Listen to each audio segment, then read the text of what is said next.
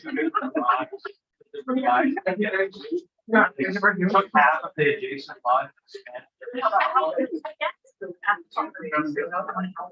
Yeah, they needed more room. Good, they had about 250. You need any other- It was a busy, we don't usually have it on the long week. You know, it's. I don't have that once in a while, and the weather wasn't bad, but. We almost had four. I think we did have one more. Yeah. I just sent. The reason I did. What are you reading too much? Yeah. Those guys are, I'm sure you guys, they've got it down to the side.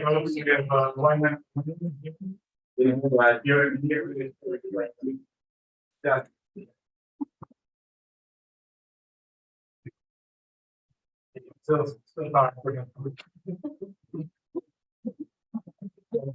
Did you invite some of your friends? Yeah. Both of them, okay. Thank you. We're a little bit outnumbered here, Mike. I'm not sure what. I think we have them on. Okay.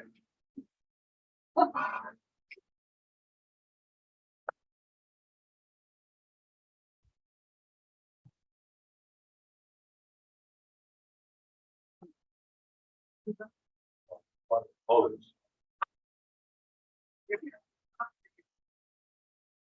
Great. Welcome and good evening. I'd like to call the regular meeting of Council of the Corporation of the card order at 5 o'clock on 11 Council Chambers at the Municipal Administration Center. We'll do roll call. We're trying to resolve some communication issues, so we have some displaced members of council that we established in thoughts. Deputy Mayor Clark, please. Councillor Blackwell, Councillor Kavanaugh, present. Councillor Kingsberger, present. Councillor Kennedy, present. Councillor Franger, Councillor Steinoff Gray, present. Councillor Stewart, present. We also have a number of staff in person, and our CAO is with us electronically. Evening, CAO. Also have a large contingent of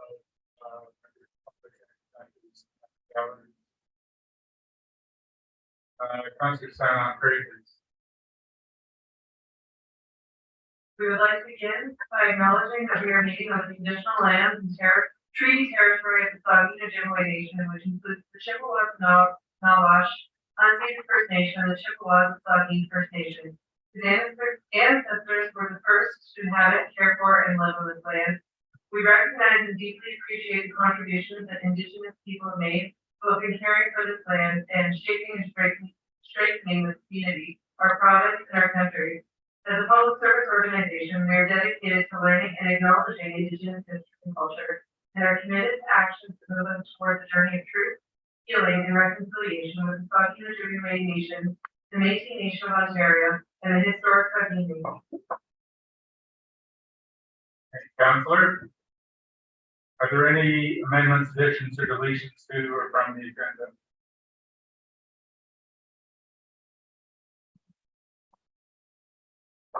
I have a few motions. During motion time, right? This would be the time if you wanted to do the amendments in the agenda, it would be to offer that. Okay, I have two motions. Do I say them now?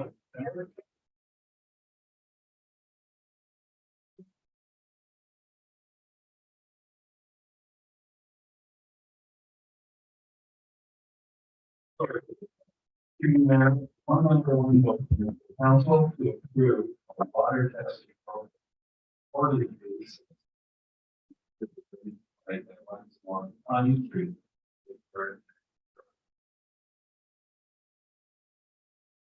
Okay, second motion. Council to reconsider the vote on Tilton development.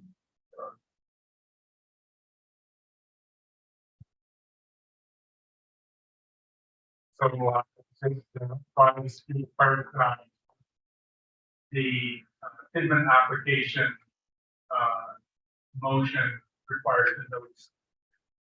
So it cannot be addressed this evening because there's very specific process for reconsideration. So there's a place for notice of motions in our agenda. But you can, if you'd like to do it now, then you are welcome. Thank you, but I believe the right expiry date is October.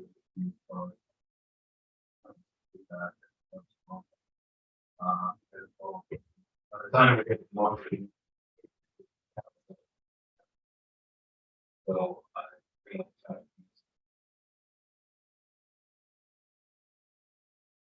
All right, so we have one motion that remains for council's consideration is in a motion that council water quarterly water test the drainage budget. Weaver is there a second to that?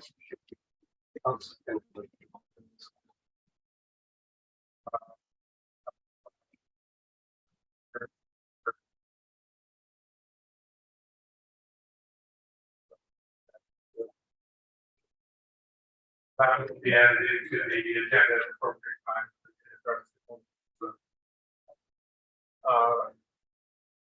Okay, so it will be added in if council approves the inclusion of it. So there's a motion on the floor. So we're not discussing the motion itself. Is there any discussion about including it as an addition? All in favor of the motion? Anyone opposed?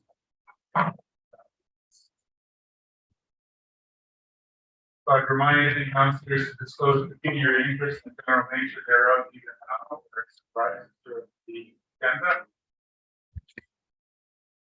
We have the by vote, please.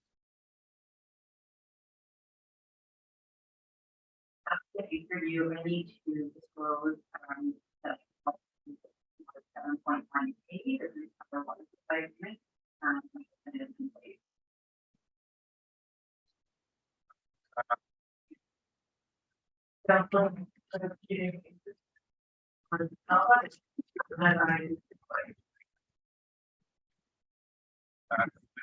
These two.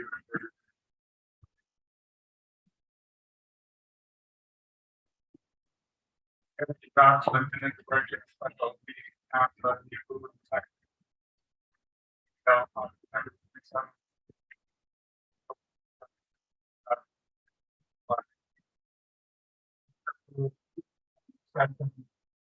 Finger, Harry.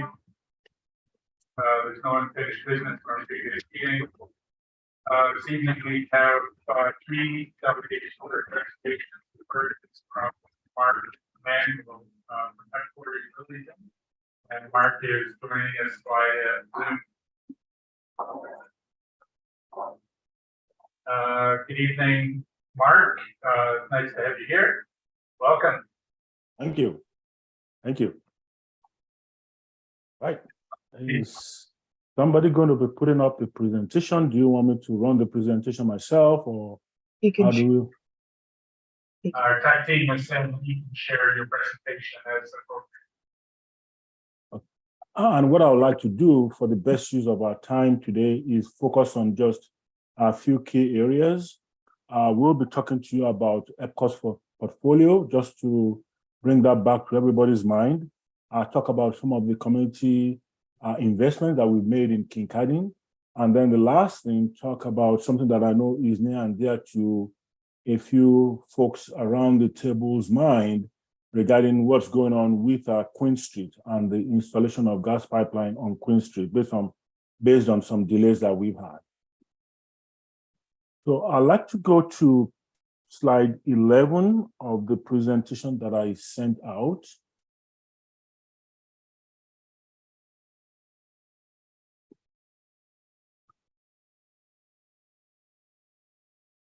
Okay, Perfect.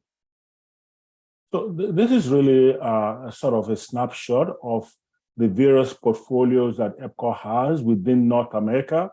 And I'll show you on the next slide the landscape, our footprint in North America, but we are in the electricity business, water, wastewater, and drainage, natural gas, which is something that EPCOR got into about 4 years ago, energy services, but this shows you really all the business portfolio that EPCOR is involved in. So we're not just natural gas, as you know us in Kincardine, but we are into water, wastewater, drainage, and electricity, and we do have an electric utility in Collingwood here in Ontario. We're building out a water treatment plant in Darlington with OPG. So we're beginning to expand our footprint here in Ontario. The next slide, please. So this sort of gives you more of a geographical footprint from Ontario to Saskatoon, Alberta, British Columbia, Arizona, Phoenix, New Mexico, and Texas.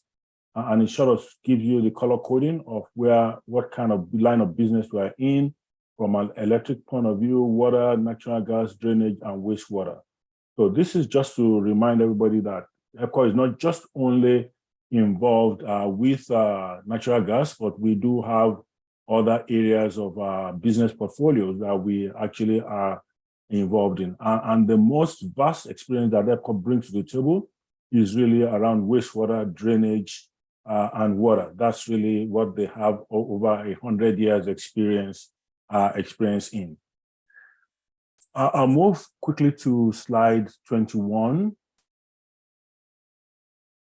which sort of tells you a lot of the community investment that we've had locally, and you can see how much in total we've sort of invested in the community. I'm not going to sort of read through everything, but it just sort of shows you everything what we do, because we, and some of us do live in this community ourselves. So we try to make sure that we're making it a better place for everyone to reside in. That's the second thing. The third thing is to go to Queen Street gas installation and some of the delays we've experienced when the main project was going on. What we've done is we actually divided that entire area on Queen Street into 3 phases. Phase 1 has been completed with services installed and all customers have been turned in from 7:08 to 7:28 on Queen Street.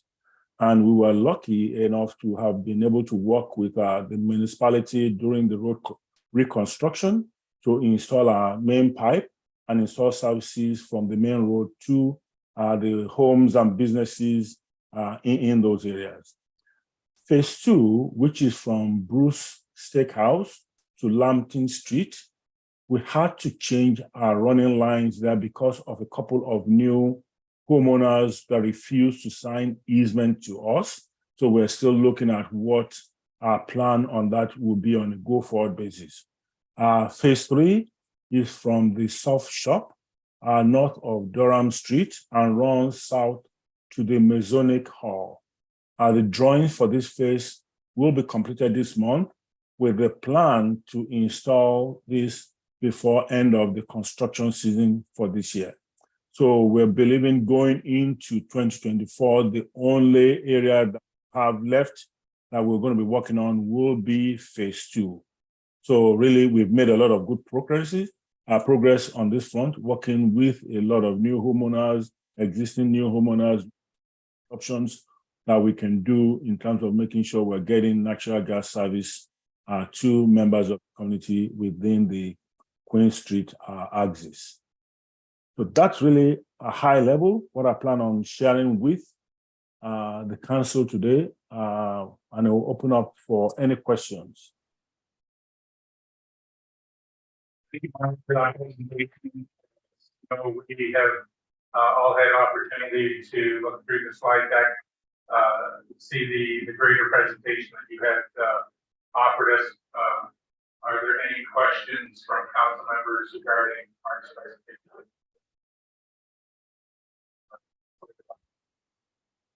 If you, right, if you can get ready for me, that we're starting on the mistake of to Lantern Street on the west side, there's still no plan. Can you repeat the question? I guess the medium is breaking up for me to hear very well. Sorry about that.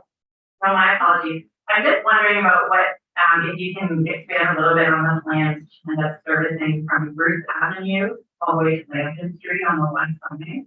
And from the Bruce Takeout, what the plan is and if there's any kind of a timeline. I think for whatever is we've not done this year, we're looking at doing that during the construction season of next year. I mean, if we have folks, residents who give us easy easement access, then it makes it easier for us to install those services. I think if we can correspond directly, Councillor Blackwell, is that right? Yes, I think I can. Yes, we can correspond directly, and if you let me know the particular area, then I can definitely provide some of my comments directly to you. Yes. All right. Thank you very much for stating us as far as one of our external stakeholders. We've been receiving presentations from numerous of our other external stakeholders as well, and we're glad that you're part of our community. And if there is any other questions from any of the council members, please, you can communicate that to me directly, and definitely I'll be available to respond back to you and provide you with whatever response. Thank you very much, and have a good rest of the evening. Next, I'd like to welcome the Secretary and to a presentation regarding some work on Anchorage.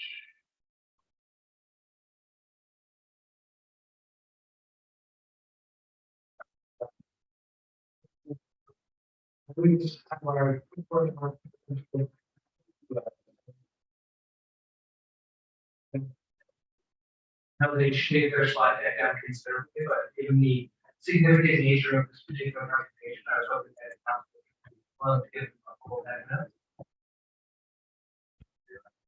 Is there anyone who would like to second that? Councillor Blackwell? Is there any discussion amongst councillors? All in favor? You've been granted the golden key to get an extra 5 minutes. So, welcome, Secretary. Welcome to our council. Thank you. And we'll still try to cut it short so that there's time for questions. Questions aren't included. Is better than ever. So we're here today to share with you a project that we'll develop in the community, and also to ask for another work project, not approval, just support. We'll get more into that after. The first thing I want to address right out of the gate is the notices that you all seen that I sent around a couple weeks ago about our public meeting last night. The name of the project, that was based on our own misunderstanding of how that logging storage is used. Community, I apologize for that. We've already fixed it. It's too hardened battery energy storage. The new URL is hardened. And so that's it. I apologize for that.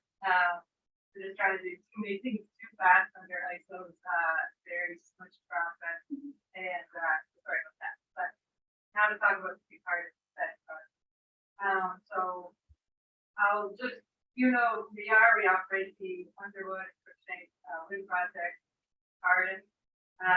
We are owner operators for this battery project. you have 24/7 remote monitoring set up in Calgary that monitors all of our solar projects around Canada, US, and Europe. Similarly, they would 24/7 monitoring the battery project. But we would be, it would be very similar to how we're operating the project. Community partner, we are would be very similar to that level of battery. So while we're here, why we are here today, or why we proposing this project, is that the independent electricity operator is responsible for making sure that the supply and demand and properly balanced. We're seeing massive demand increase for some years, while also natural gas and solar contracts are used like the great hiring and others. So they're trying to make up a shortfall in capacity, which is not the energy that's kind of always on, operating on refrigerator in your home, that's Facebook, but to cover the very hot summer days, evening hours when everyone's kind of going, tents, restaurants, things like that. And so basically they would like the batteries to charge overnight, hold the energy, and then be ready to push that electricity back to the grid at any time that I fulfill between 7 a.m. and 11 p.m. on the day. We have to see batteries, or there's sometimes that. But in the absence of this additional capacity, there's risk of course decreased electricity prices, but also flat. And just for a quick scalable at here, you'll see this graph. 2 gigawatt shortfall is about a million. Around how many shortfalls are so that's what talk now about why the location Thank you. So the location we're looking at for this particular project is adjacent to our existing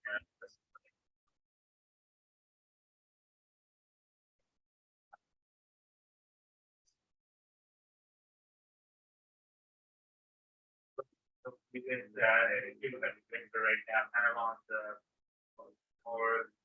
northwest side is that's our existing substation, and the rest of the proposed use. One thing to keep in mind is that this is a total heating connection on so the battery itself is being charged today.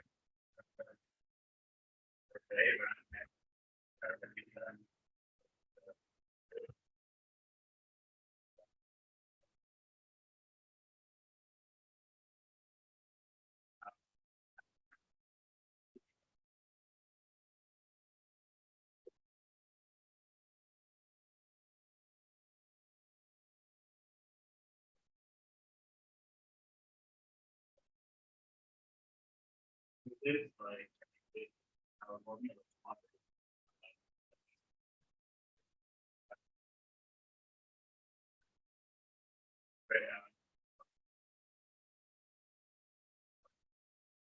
definitely something that brought us up technology, and this area is really neat. It makes a lot of sense. One of the important pieces needs to be close to areas that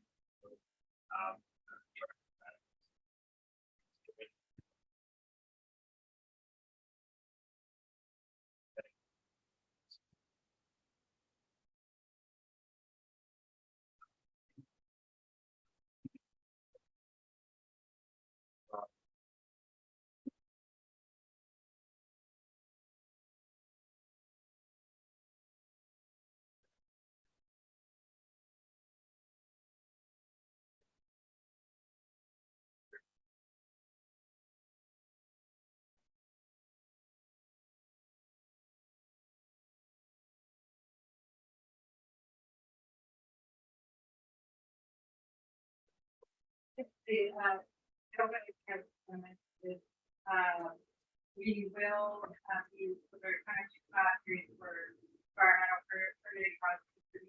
One is kind of truncated checklist based process. We have decided to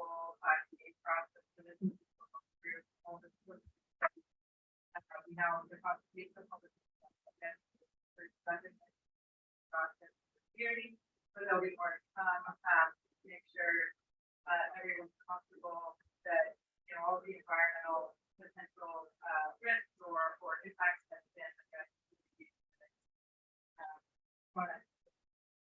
Yeah, just on part of food technology, the standard that we're looking at is all standard, which is really all around fire safety, from the cell modules, from the cell level to the module.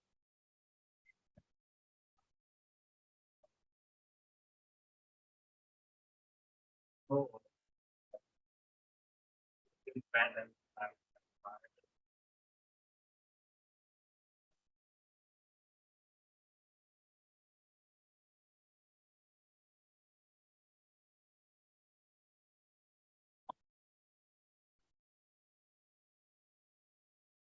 And we try to confirm, we understand that priorities are not necessarily, have all the equipment or training they need in order to respond to people, obviously fire department is very fit compared to, the other parts of the province, but we, have budgeted that in, how we work with the fire department.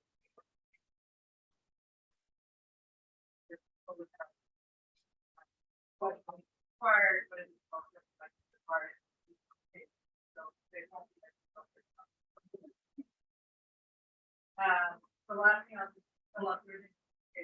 I'll mention, the last 90 seconds here is that under the ISO, so ISO is having a RC this December year, where there's 1.6 gigawatts batteries. But as you can see from that graph, they require lots of new energy capacity in the coming years. So if we either are unable to do this RC or are expensive, you know, we plan to stick with it and develop this so future ones. So why we're going to ask for letter support, which not replace the approval, will still be working with part of the standards that we define municipal process. But this just helps improve the success of this project. I just did for subsequent RFP process by reviewing criteria points to the RFP. And basically, it's pretty sure I know that the municipality is open to working with the project because they can have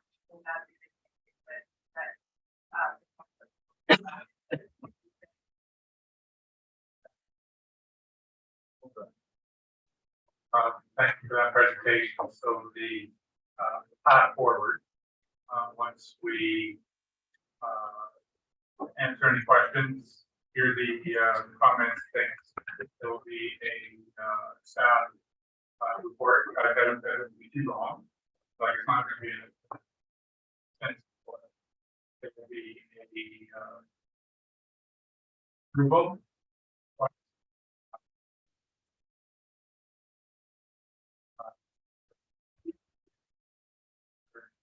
Battery energy storage system proposal and provided wording. So if there's have questions regarding, broadly speaking, we're not going to give approval to the project. We would be offering our support for them to continue on in our process. So are there any questions or comments regarding the presentation this evening? And President, your word, Councillor Humphrey. Sir, I will offer you the opportunity for the first question if you have any. And if you don't, we're not finished, but I'll let you go. Through you, Chair, I guess I'll take the opportunity. I wasn't necessarily prepared, but you did mention an event yesterday. Unfortunately, I was unable to attend. Could you give me an idea of what the community response was at that event? Sure. And we had a good conversation. I hear so people showed up. Kind of open house for the first hour and got together as a group and Q&A for everyone to hear really the only concern identified was the name of the project, which we We heard loud and clear. Okay. Yes, but we understand and I apologize for that. But otherwise, it was, mostly just questions about, how the compensation model works, like why developers would build the project, how it, charges grid and best practice grid kind of like questions. You will, hear my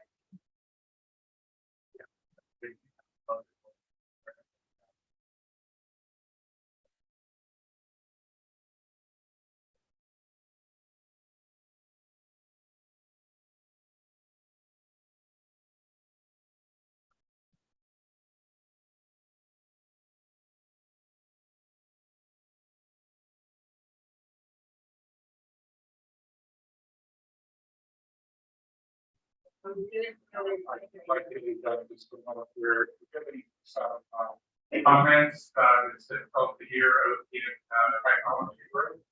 You could, keep close to the microphone and just speak. Both percentage and but yeah, we didn't, really good negative comment, to let us finish the question of how it's going.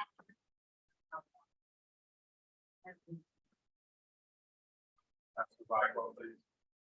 I think for you, I'm wondering if you could a little bit to, safety and the work.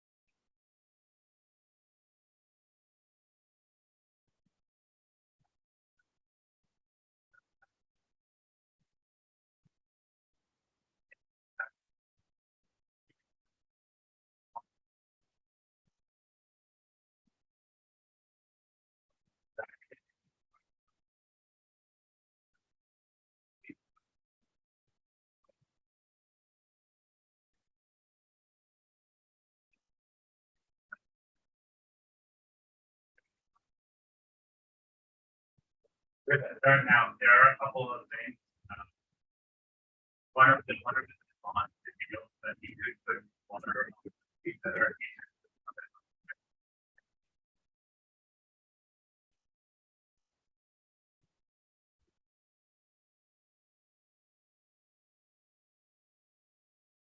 And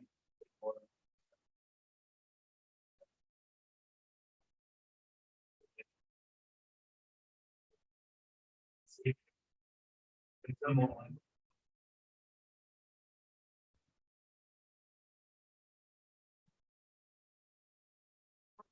Another topic that we're aware of, raised in initial conversation that we had, with the fire department, recently, sorry. There's, that, is about notification and make sure we inform, so we'll work with our department and, you know, make sure we understand, obviously regarding grading systems, some of them are only programs, some of them are communities, so just understanding how we can fit into that, with something that we can make sure that, yeah, anybody.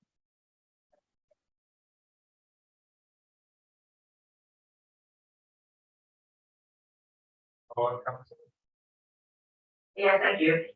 My follow-up is just if there is, specific training or equipment that may be needed in order to address any fires on site, is that something that Enbridge is willing to, partner with the municipality on? Is that something that is discussed? Yes, that's definitely is that we provide equipment that would be needed.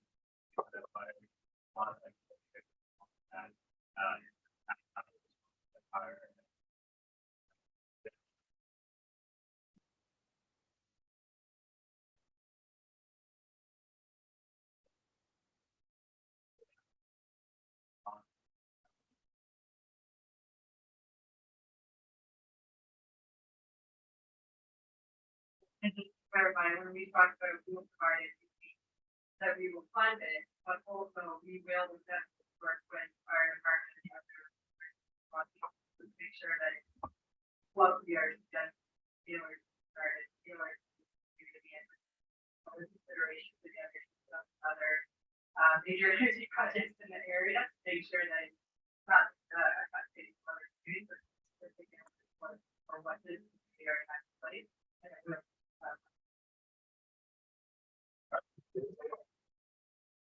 Thank you. You. Thank you. You're getting the front of the door.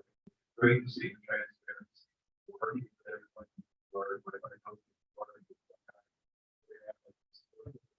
Lot of work.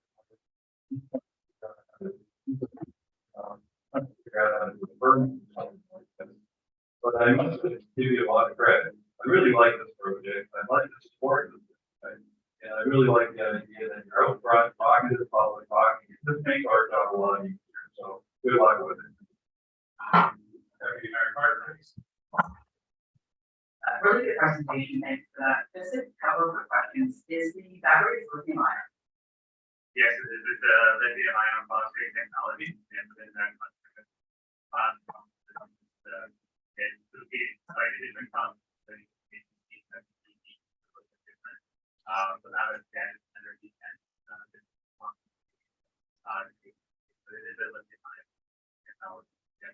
And secondly, it just perhaps you provide a bit of an overview, how you are alleviating some of the concerns of residents about noise and practical pollution.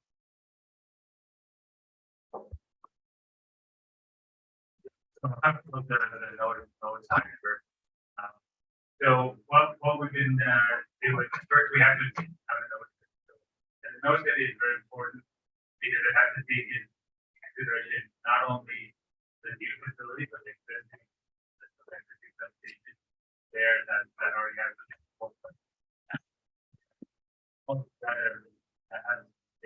this area will have to be less than 40 decibels to any center 7.5 and that.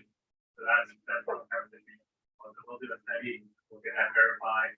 If we're not meeting it, we'll have to see our layout, have to do any other mitigation. So it could be like kind of the noise wall. But those are in the further study. We haven't done those studies. we will. And then on the pollution side of things, so, there's this kind of breaks down to types of potential waste. There could be a couple of them addressed from the start. So this project is not generated from electricity, it's not connected to a natural gas plant or anything like that. So it would charge from what is excess power in this area overnight. So we know in this area the excess power overnight is going to be largely through so nuclear or wind from our own wind project that is otherwise that money. But they keep the power to the grid as dispatched by ISO, and then we would buy the power from the grid. So ISO decides what that makes it, but in this area, it's most likely to be there with power that's charged from emission-free electricity. And then we would dispatch that emission-free electricity back to the grid. Again, once we decide when that is, but when they go to sleep. Then there's the end of life kind of consideration about impact to the land and impact to the broader supply chain. These batteries we're told by the battery makers 100% recyclable, but we round that down. They are largely recyclable, so they would be carried, would be removed from the site and brought to a recycling facility where they could recycle the lithium out of the batteries and otherwise recycle all the related metals and things like that. So it has very little long-term, and then of course we remove the foundations that we put, the concrete pads that we put down, and then the substation, all that sort of stuff. So at the end of the project, like in the event we don't, repower for the new project there, of course, under a second station project, most of it is recycled. But I'll mention that we built one of Canada's first utility scale wind projects, Southern Saskatchewan, in 2002. And last year we started using the second company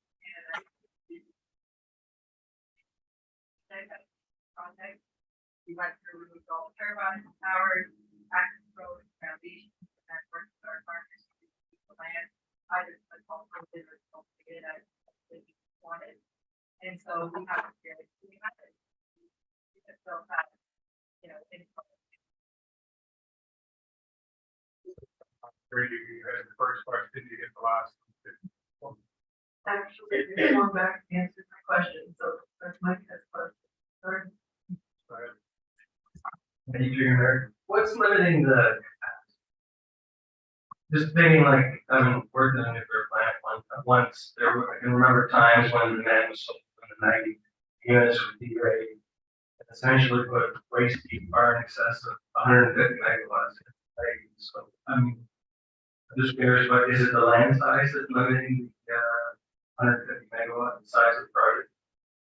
Yeah, good question. So, no, it's not the land size itself, that's the project. We're just, so part of it.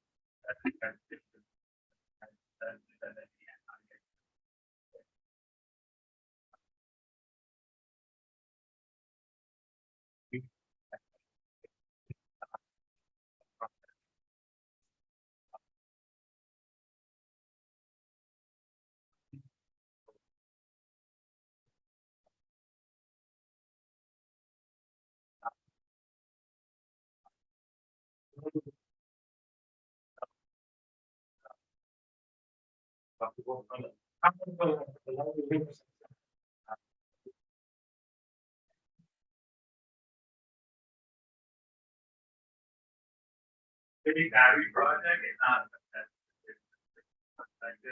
It's better that you have many of them, 100 megawatts, whatever the size, but kind of spread throughout the grid, or to the floor, this back to the full generator to their starting and the load when they're starting. So bigger battery may not be the best for research.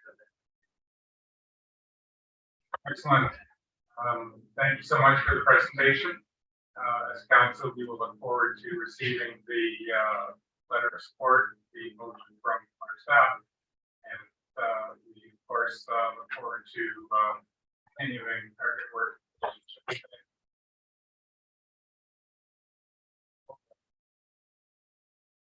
I'd like to invite Michelle Gade to presentation.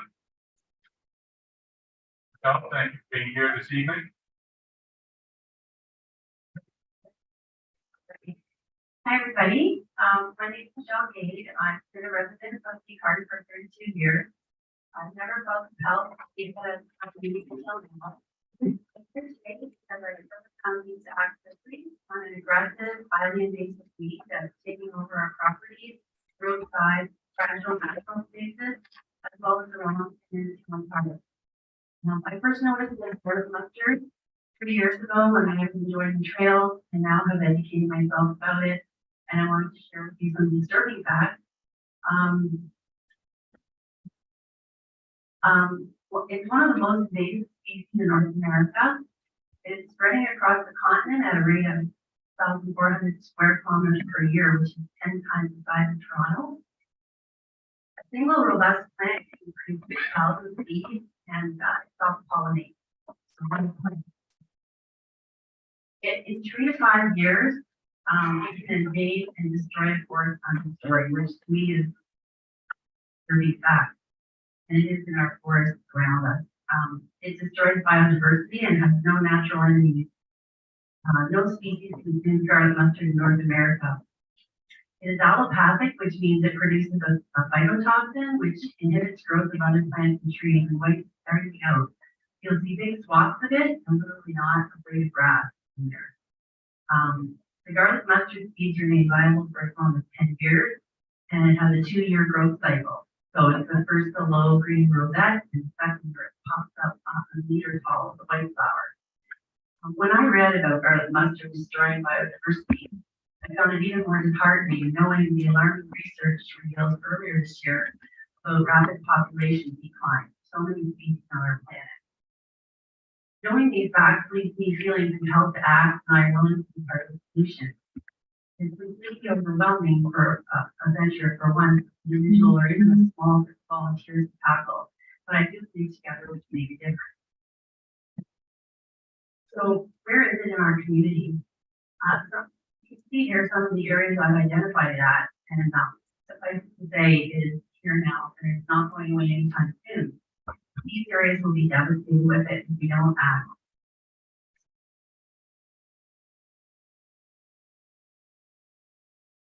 So what have we been doing?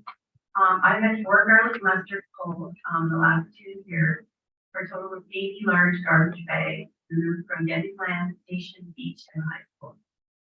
Areas we pulled the first year have significantly improved. However, eradication will require a multi-year strategy. So what can we do? My suggestions are to initiate a collaborative eradication strategy, to bring in a garlic mustard expert, and to launch an awareness campaign in our community. When questioned, only 3 out of 20 Kincardine residents knew what garlic mustard was, as well as town employees. It is my goal to do my part to help establish a group of like-minded garlic mustard stewards for the town of Kincardine, and perhaps we can lead the way for other nearby communities to be examples. There are a lot of communities that have programs running, such as in Toronto and London, as well as in many of the United States. For success, we require a joint effort of community and council to eradicate this toxic weed. I know the town had a successful Phragmites campaign just a few years ago, which was very successful, highlighting the importance of natural protection as a mandate. I know the success of that campaign included an expert speaker as step 1. In conclusion, I want to thank you for your time, and I ask you to think about all the species that are going to leave our community for good if we don't act. Biodiversity will be affected, and there is much research to support this fact. Garlic mustard is a problem, it's changing rapidly, and the municipality needs to be a part of the solution. So we have a plan for 2024. Thank you. Thank you. For context, I was invited materials behind our house, and Michelle, there's one right there. Oh, there's another one. And sure enough, there was 3 more by the end. Any questions or comments from council? Thank you. Through you, I was just wondering how many folks you have volunteer with you in Big Garlic Festival that want you to organize them. I had years, probably 30. It wasn't count. Briefly. I was actually gonna ask if there was anything beyond it, you seem to be pulling it, I didn't know if there was any other measures, I know we have maybe program. There's a couple different ways of dealing with it, and that kind of allowed us as a municipality to have a program in place. So I'm just curious what the mechanisms are for controlling it, but perhaps we can incorporate it into our money program. Although they do seem to target different areas, but some of them are similar and shared. There are multiple approaches to eradicating it. Pulling it quite easy in the spring to get it right on it. There's multiple approaches, and there's a lot of good documentation on that point. I feel like bringing an expert would be the first step. It's very specific. If you pull it from something, you spread it and make it work. It's 6,000 feet per plant. So touching it at a certain time is really not a good idea right now. So there are multiple ways to Stuart, please. Thank you. Through you, good presentation. You need to approach Lori. You know who Lori is in our staff. We need to get this on the website. We need to have some knowledge. We probably need to have an expert, but we also need to understand what us as individuals can do for the quality and how you dispose of this stuff. One of the things that I think you mentioned to me, it's not a good idea to put it in the bag and send it to our landfill site, and it'll just spread there. So can you maybe help us out how do you get rid of this stuff once you pull it? What you have to do is you pull it and you can put it in a garbage bag and let it sit in the sun for a week, 2 weeks, so all of the food is dead. And then you can put it in garbage, or you can pick up and burn it. An education campaign is where what we need to do, and the website is great. And I'm open to all kinds of ideas, and I actually have all kinds of ideas. I've been really educating myself a lot about it. So, yeah, very good. We'll get you fucked up.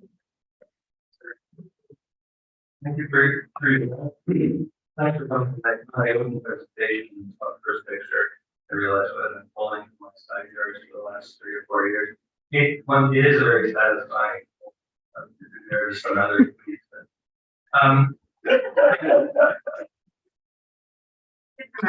it,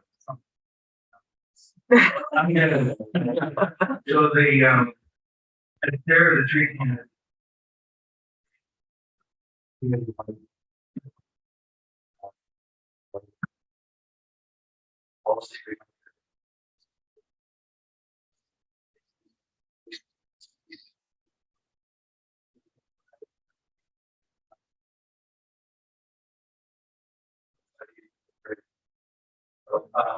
I was going to actually move that we refer this issue to community services for the construction development, whatever the appropriate department is, in order to provide some sort of report of how we might make such a program, say, for instance.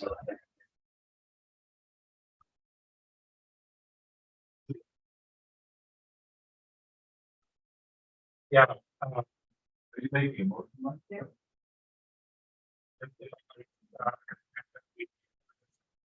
But then the extent and the involvement and how it spreads out, you know, they're gonna bring us recommendations for how we incorporate it into the website information, or whether there are community driven efforts, in cooperation with what, the state has already done. So, Councilor Stein, great. But if you'd like to second that motion. I really would, because, yeah, Okay. Is there any, question, comment about the motion? All in favor? Thank you. So you're, actually, this also is the gold standard. When you get referred to staff, there's actually something that occur out of it. If you don't, just smile. For awareness campaign, like, you know, promote the goals, and I asked $2,000, I just thought that was even there, like that. Try to get a speaker and also for, implement these goals with, signage and such, but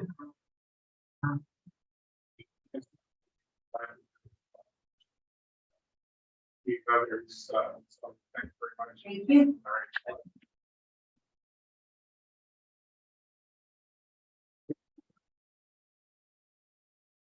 Right, moving on to staff reports. The first one is the Bruce Power Water Supply Agreement, Environmental Services.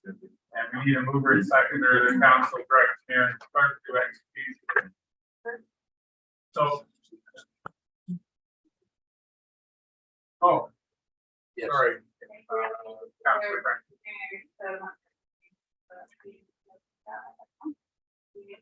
Thank you.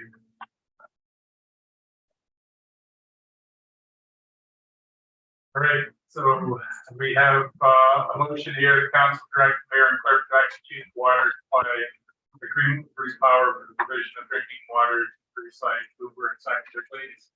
Councilor Stewart and Deputy Mayor Clark. Any discussion? All in favor? It's carried. Oh, are they, do they come back? Yeah, they get back now. Oh. One back in. Yeah. We're all done. You know you're an oversight. Yeah. Trying to find out. Doug, manager. Thank you. I made him laugh. That's why I was like,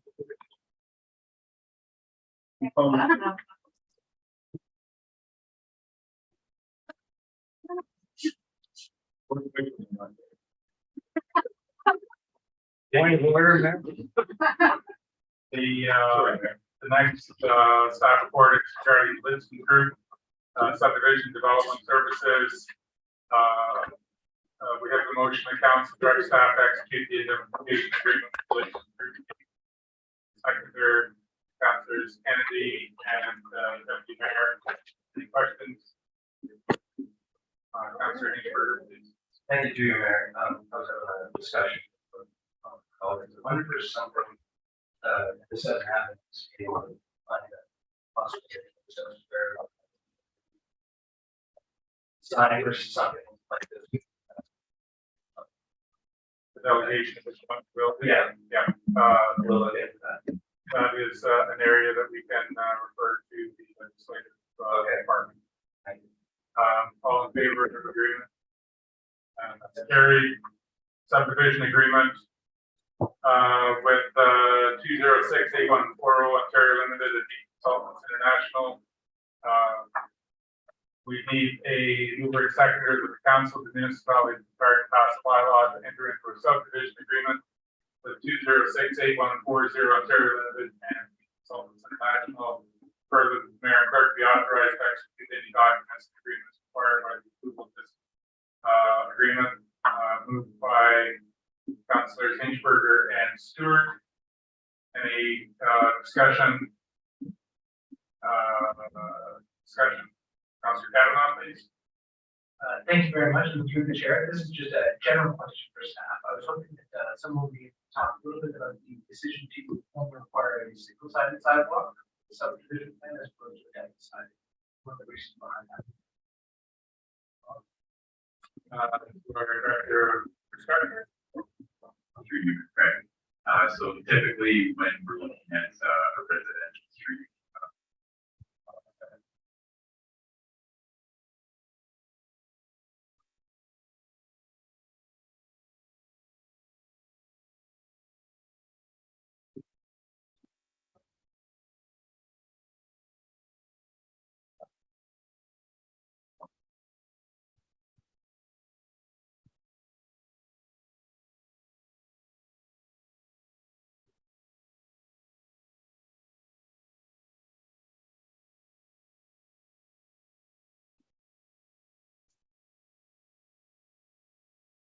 Heard, please.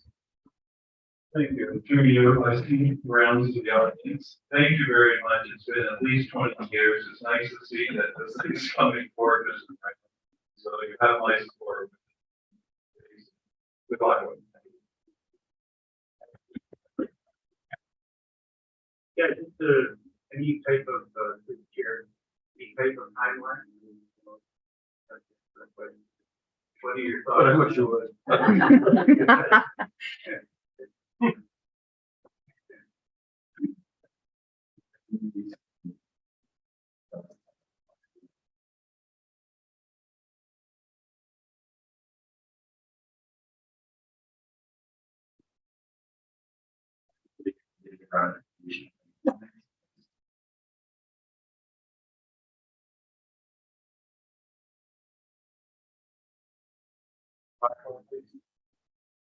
Thank you, through you. I'm wondering if you can speak a little bit, kind of feedback.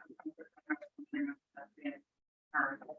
you speak a little bit about all this development of these through whether there'll be any sort of state investment thing?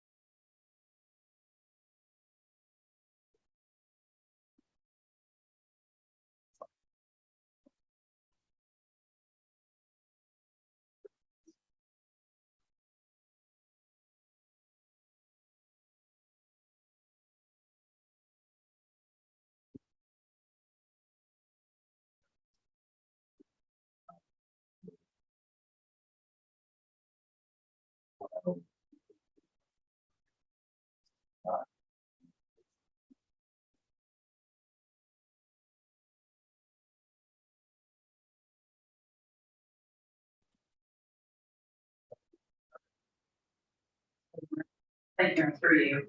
I think it's fantastic to see the development, just the well on that. But perhaps piggybacking a little bit on. That's so important as we continue to develop. Probably that we really need to essentially test everything. And we've heard that although at times we're being considered that we try where possible to go above and beyond that. I think one of the real goals for municipalities that continue to be consistent. So I perhaps phrase that as an overview. Really, I know that you're set down for it. You're happy to look and work towards cutting down. So we really focus on the need that's building around. Councilor Kennedy, you have a question? Yeah, just, I noticed about, parks, actually, parks, like that. Kind of wish we would let them develop it, just not against, as well. We're happy to see the general feeling I have about, for the park. And, that's the problem. Right. Thank you.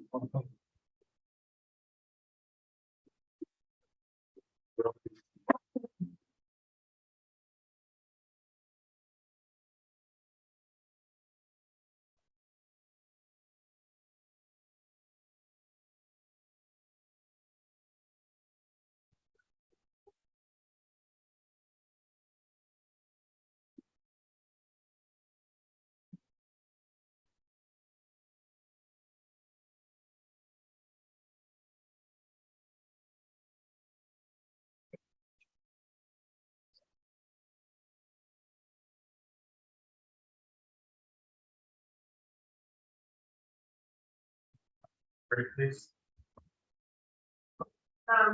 Yeah, I also emphasize the importance of parks. There's a lot of development here, so those small little parks inside of communities are really helpful and easier for parents and families to get to, especially when you have a lot of young ones. It's a safe transport, but just one of the things I would challenge you on when we said we only needed the one side of sidewalk.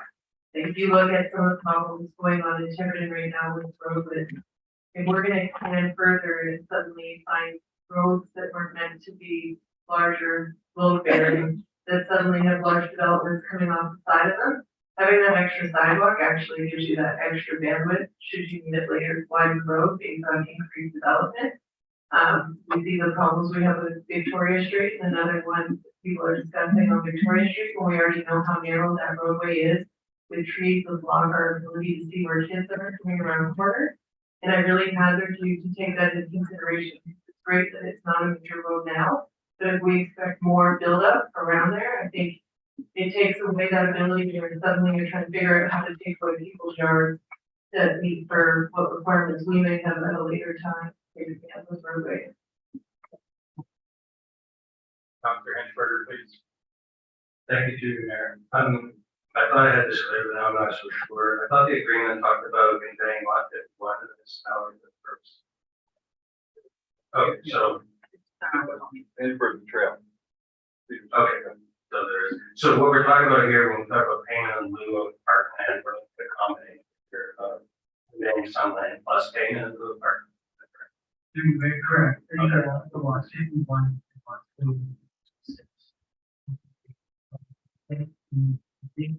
there's also.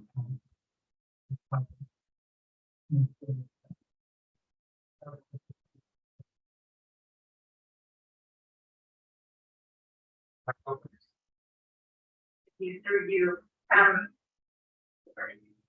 my question is looking at the layout of the development and the existing park that exists within the Stonefield subdivision. If it turns out that we don't perhaps use the parkland or want to maintain a parkland in this development, specifically knowing that there's close access, is it something that we can eventually is it up to the developer to passion through, or can we request that if we determine the park and rec master plan must have park that's the same?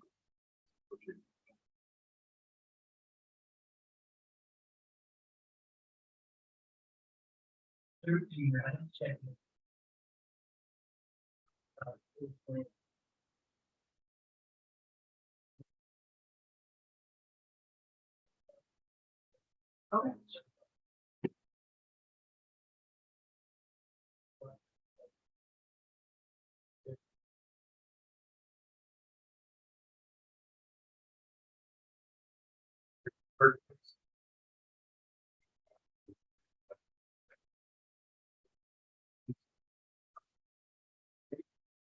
people watch these meetings too. It's such a thing, man. The developer must be sure all the trees are subdivision, except for the actual area where services, no trees, whether on the road allowance or on the parkland or within individual lots, you would improve the solid.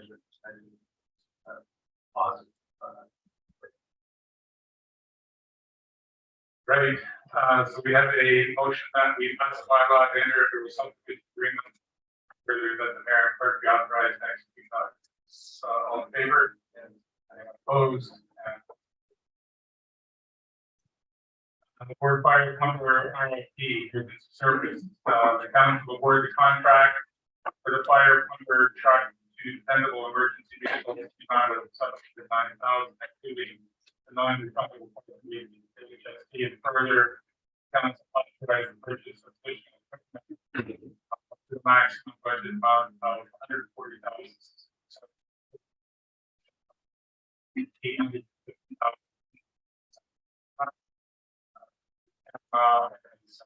Great. Any discussion? Councilor Sturtley? I support this long overdue, Brad, but we expect it to arrive.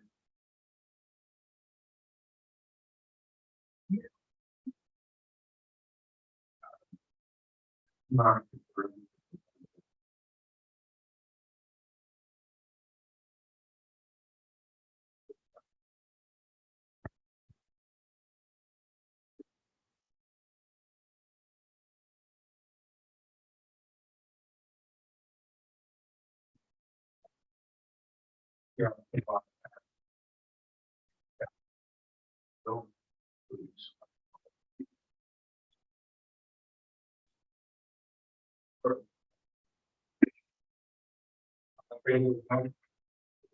Opposed? Carried. Ontario Closed Circuit TV Grant Program, pre-budget approval. Council grant pre-budget approval from 26,000. As municipalities 50% share of the Ontario Closed Circuit Television Grant Program, and a municipal share be funded from the life cycle reserve fund. Mover and seconder, Councilors Kavanaugh and Hufberger. Questions? This is favorable. Yes, it is. Councilor Kavanaugh, would you like to speak? To share with us or? To me, this is just through the chair, an excellent use of a available grant to become available, originally pushed out to deal with gangs and gun violence. However, it suits the criteria to upgrade our recreational facility and safer, better facility, not just including the CCTV aspect of it, but also upgrading electronics and server capabilities. All in original. All in favor? Yeah. Opposed? Carried. Municipal tree canopy and natural vegetation ad hoc committee update. Council extend the timeline for receiving recommendations from the municipal tree canopy and natural vegetation ad hoc committee from September to November 2023. Hoover and seconder, please. Councilor Inchberger and Frank Gregg. Any questions? Thank you, through your mayor. As most of you know, the original due date for this was September, so it's chair of the committee. I'll do everything to follow my swear a little bit. We had a mandate for two things. One was to come up with a policy for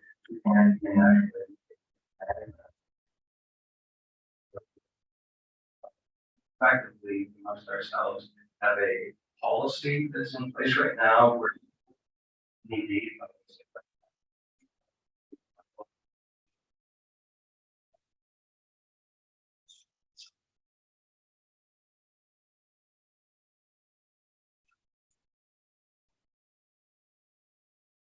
The gracious offer, but we're just considering extending the date, not policy. They move on.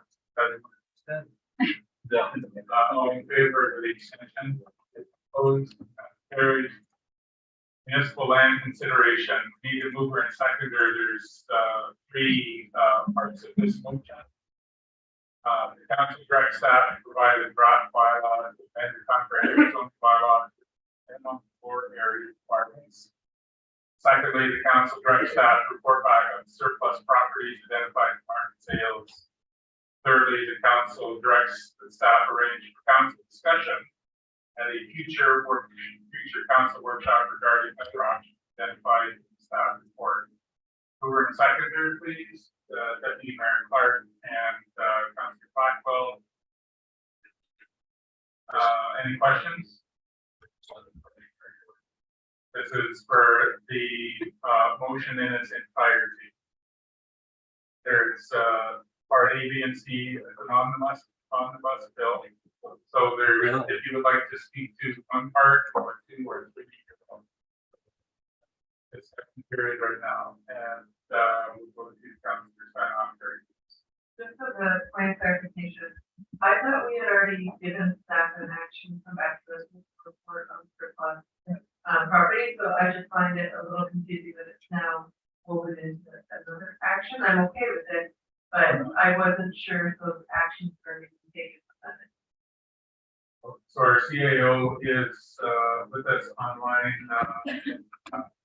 Chambers Glacier would like to speak to that query from the Councillor Stein.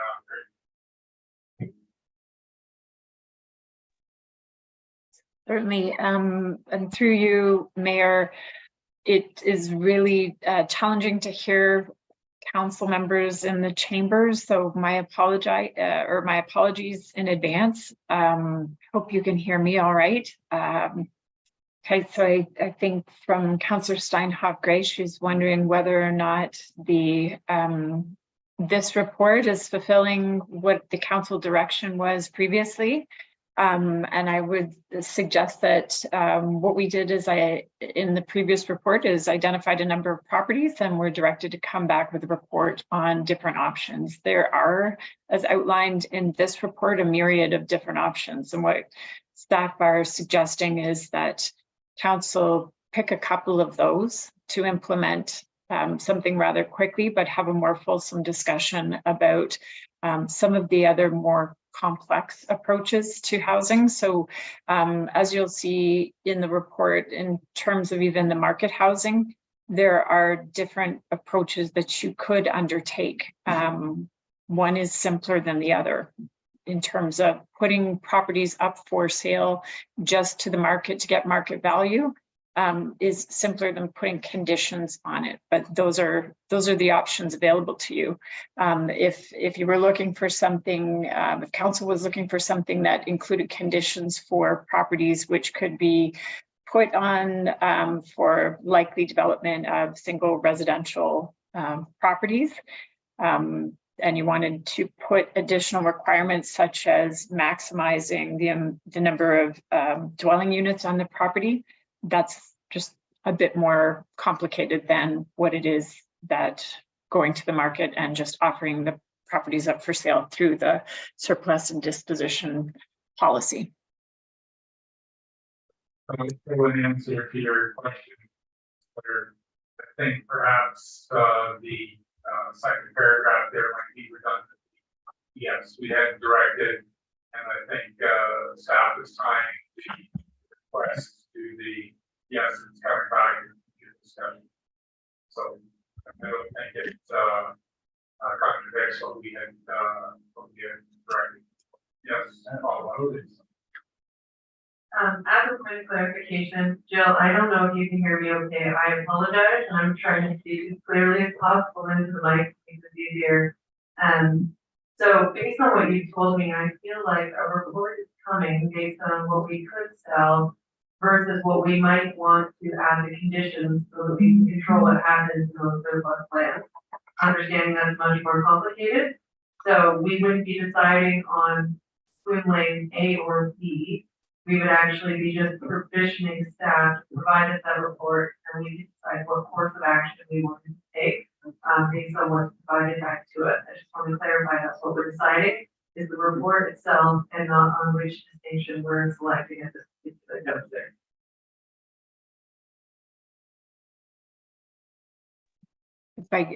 If I can jump in through you, Mayor. Yes, go ahead. Okay, so the recommendation is there, as the mayor noted, is multiple components. The first being an action to bring back an amendment to your existing comprehensive zoning bylaw. So that's one piece, to allow for just the building code to be what it is that identifies and spells out the minimum distance or the minimum square footage of a property for residential development, and not maintain what is existing. So if council wishes to proceed in that direction, that's the first part.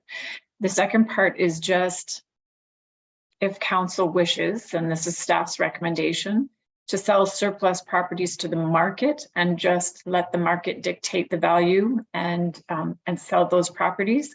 Council may then also decide to put that money into a specific reserve or reserve fund associated with what it is that they would like to action with respect to housing, or it could go in general reserves. But that's the second part. So the third part is the having a workshop, which the mayor has already identified a desire to have that second workshop discussion. And we thought that this would be a valuable piece for discussion with council, is to have some of the more complicated aspects of housing and what kind of direction council would like to set, and those that are identified in the report. So hopefully that answers the question. Okay. Very good. Sort of answer the question. Answers the question. For me, I almost think that our first step would be to have the workshop as opposed to a part A, part B, part C, have a workshop to actually get our heads around how we want to deal with it. I know when we went to OSIN, there was some very interesting discussions that Councilor Blackwell and myself had with them, correct? On how they were dealing with some of their housing challenges in the properties that were owned by the municipality.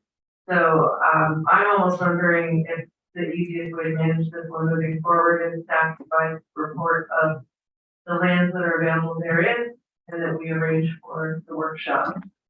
Otherwise, like for me, that would be the best path, and then we're at least decisively going strategically feasible. Councilor Burke, please.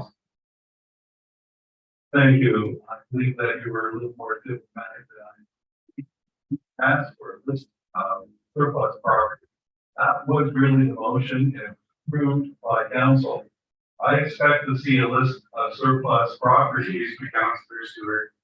No, right of order, right of order. This is exactly what the problem is there, is we're not getting the execution from the staff after our motion. Councilor Stewart, I'm going to rise in order. We will direct comments towards myself and staff with respect. I don't, whether I disagree or not with your comment is irrelevant. So, I'd like to raise a respectable question.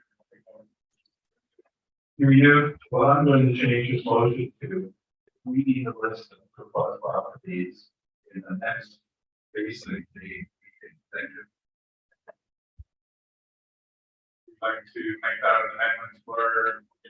Yeah, I'd like to change it and make it an amendment to see a list of properties before we start to make what we want to do with them. Not the housing business, but we really want to see a list of properties. So I would make a motion that we want to see a list of properties.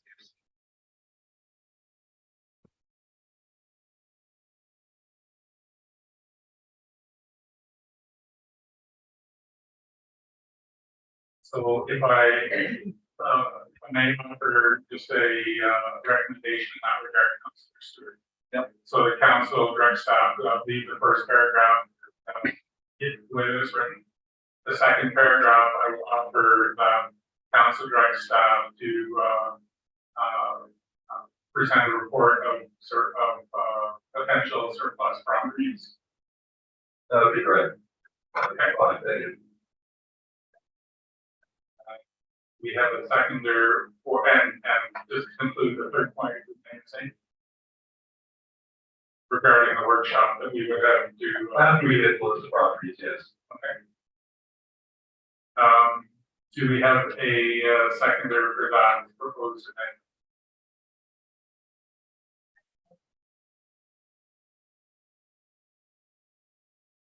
The proposed amendment is that the second paragraph would be taken out. And the wording would read that staff would present a list of potential surplus properties. Not identified for market sales, not identified for anything, just a list of surplus properties. So is there a seconder for that proposed amendment? Councillor Steinhoff.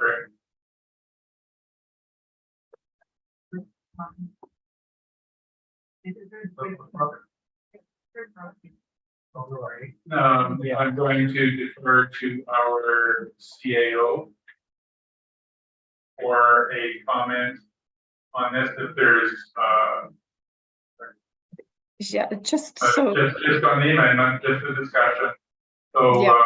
Councillor Stewart's amendment recommends that we take out the, the paragraph that directs staff to report back on surplus properties identified for market sales, rather to just direct staff to report back on surplus properties.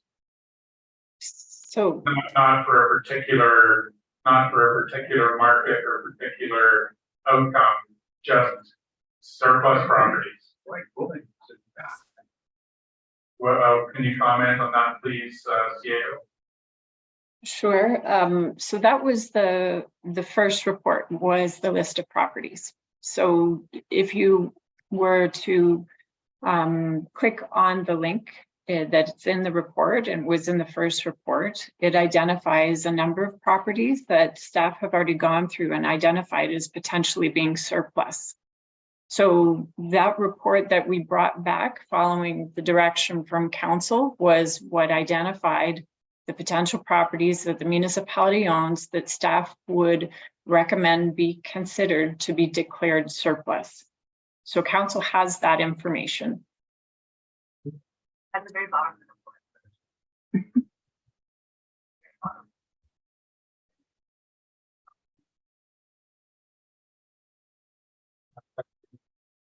Could you say that report was provided in May? So we've had that report for a significant time already. And staff is recommending that we progress from the identification of surplus properties to a more specific outcome for what some of those properties might be. Yes. Okay, is that where we're at, CAO at this point? That is the recommendation that I've put forward, is that you move beyond having the list of properties and take action on some of the specific properties, but first needing to understand what potential there is for which properties. We're still discussing the amendment at this point, whether we are, and Councillor Stewart is offering that we need to know what the surplus lands are, and our CAO has indicated that report has been received. So whether it's we need to revisit the surplus land report, or whether we're able to move forward. Councillor Kennedy, can you speak to the amendment, please? Well, just I was wondering if we could go ahead with the workshop. Or steps forward more.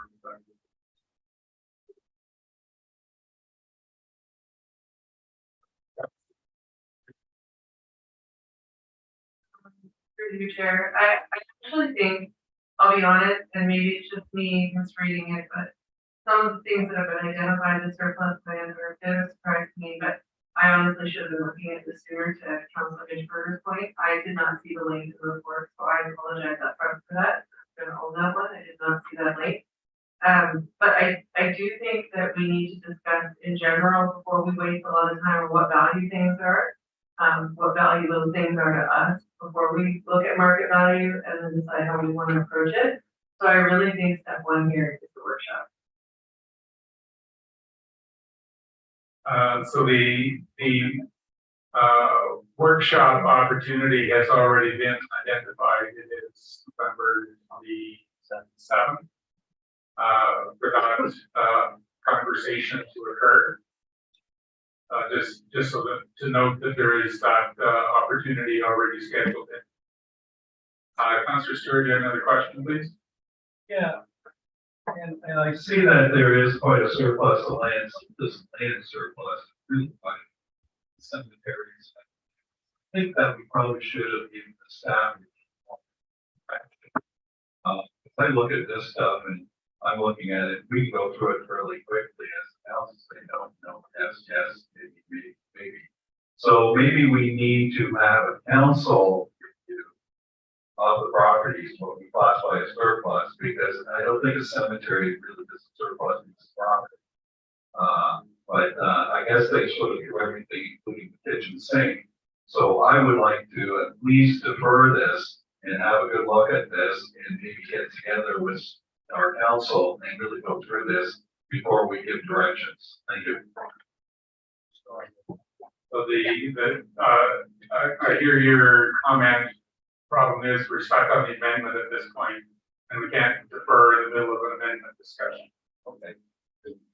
So is there any more discussion regarding the amendment to this? Councillor Blackwell, please.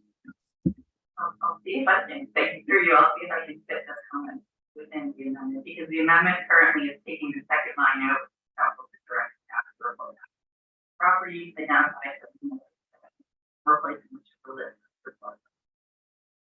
The difference kind of question for the removal of that and replacement of that. My other reference to it says that the municipality has a housing first policy for surplus municipal land. Specifically, the first priority in the decision-making process regarding surplus or potentially surplus municipal property shall be affordable housing development, and that surplus property be made available for affordable housing use.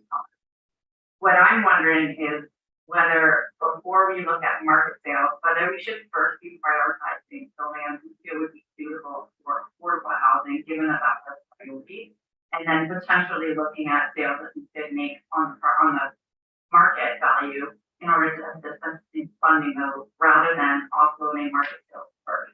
I'd like to do it with a bit of a intention in doing it and ensuring that we'll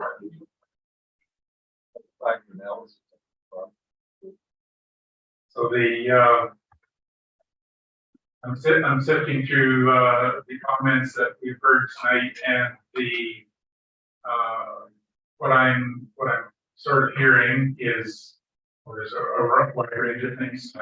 It's difficult to comment without being really biased about things. We have no, we don't want to do that at this point. So the amendment says that we direct staff to report back on surplus properties. The wise counsel of Councillor Stewart was about the opportunity for our municipal councillors to vet the proposed surplus properties and say, excuse me, we don't need this, we don't need that, we do need this is an option. On the other hand, councillors Blackwell and others are saying, the EOP says we're looking for affordable housing. If we just think of the concept where the discussion workshop is scheduled for November 27th, could we direct staff to bring back an opportunity for council to address that surplus lands, in agreement with the amendment actually, and say we'll amend the motion, bring the surplus land report back, but with the intention specifically of receiving input from council members saying, yes, that is a good spot. Perhaps we could look at that for affordable housing. Perhaps we can't, and that's rating as some of you have commented, the suitability of some of those surplus lands. So we already have our council meetings lined up to fulfill the intent of the amendment, to receive the report. We vet the report, then we included in the November 27th plan discussion for usage, whether we're marketing, what we're doing with it. So actually, rather than just assuming they're for market sales, it might not be for sale at all. It might be giving property away to the developer and saying, here, we want you to do this with it. And we haven't given those opinions of ours yet to this point in time. So having heard that and hearing how the amendment actually does line up with the timetable that we already have, plus that we give staff some direction of what the intent of that report back is for. I'm going to offer you the opportunity to vote first on the amendment, whether you want to have the surplus land report with the caveat that is intentional discussing these are the lands that we think are appropriate for housing. Okay, all in favor of the amendment? Anyone opposed to the amendment? And the amendment carries. If I vote. So we're going to receive the report back. The surplus land with the intent of affecting surplus land. So now we have amended the vote. We have amended the motion. We'll direct staff to provide amended comprehensive zoning for minimum or the council directs staff to report back on surplus properties with the intent of vetting the appropriate usage of those properties. The council directs staff to arrange for discussion at a future council workshop regarding other options. All in favor, vote. Discussion. Councilor Inchberger. Thank you, through your mayor. Although it's not written in the motion, I think this is all under the understanding to 27th November, ready for the 27th November, such that the special meeting council for the development workshop on the 27th November.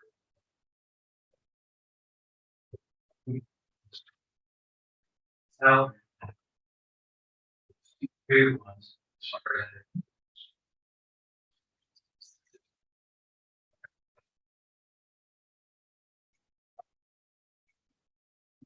Now, I think timing. Your mic's on, Councilor. Thank you.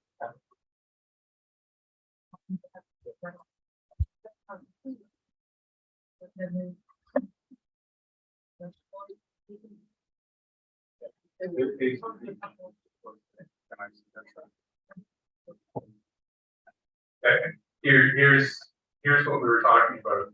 I agree with your recommendation. I believe that is a good sense. And it's easily figured out. And not make decisions advancing council work at a workshop, but you can at a special meeting. So all you need to do is let us not have it. Instead, let's have a panel. That's fine. Great. No, it shows up on my calendar. But you can do that yourself, yeah.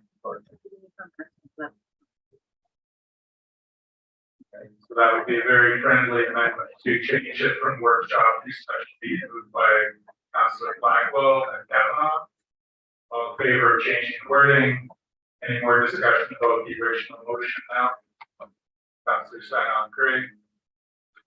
Just thank you for your patience, Jill. I know a lot of work went into this, so I know we've gone around the merry-go-round a few times today, so apologies, but I think we landed in a good spot. The only thing I would say is I wish we had like an Excel I did a quick expert from the link property with available through that link. If anyone wants me to share the expert I did, I'll send it on. But there was a few of those properties that confused me, so I'm looking forward to the opportunity to discuss it. Blackwell, please. Thank you, to you, there's, I don't think we, yeah, the, removing them on board. It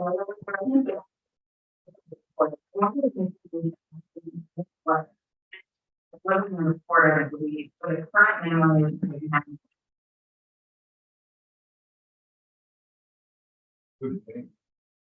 Yeah, sorry on the spot there. You're referring to probably the one where It's just a remove amendment or require. I decided to scale, directional people have. Where it's you do so much. You can do want to. And what is doing things doing that. And going the work that comes to.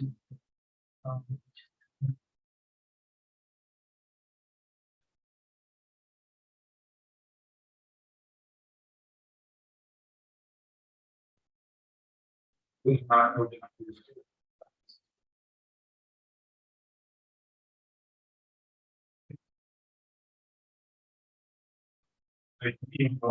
We can get time, so we're affording the opportunity for a variety of housing sizes. Councilor Blackwell, please. Thank you, my part is quite a change from what I think with the first, provincially and as well locally for looking at it.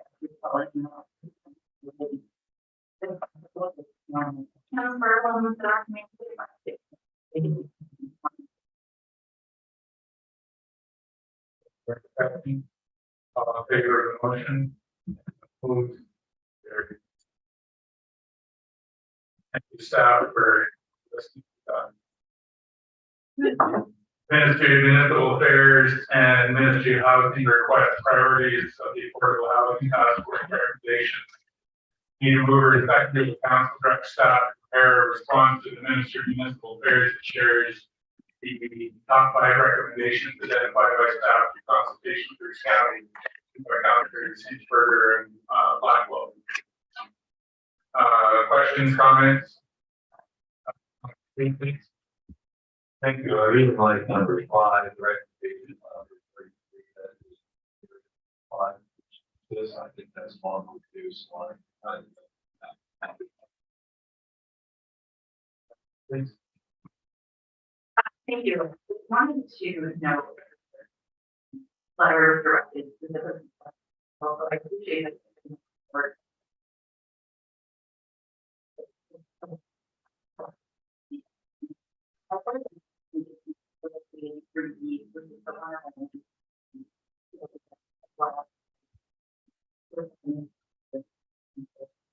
You're mentioning, but the one thing I think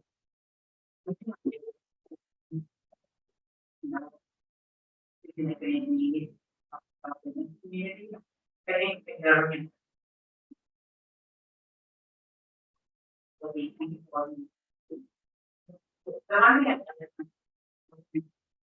well, I also I have to to provide and I wonder what is on the being told about the problem they were people on the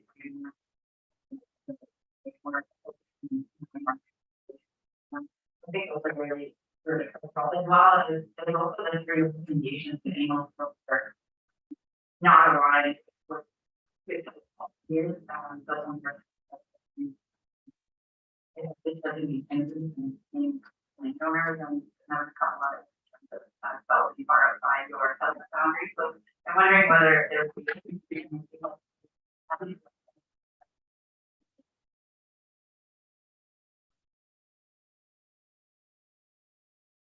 going to defer to our CAO to ask how she would suggest that this letter be framed in response to the Ministry of Municipal Affairs.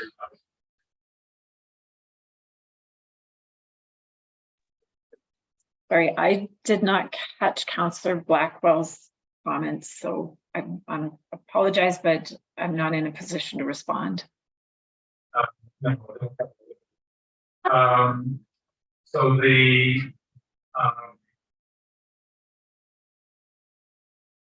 we have the clerk here who has been listening to the content of our meeting, and we can easily we're directing staff to prepare a response to the minutes that shares the top 5 recommendations through consultation through Bruce County.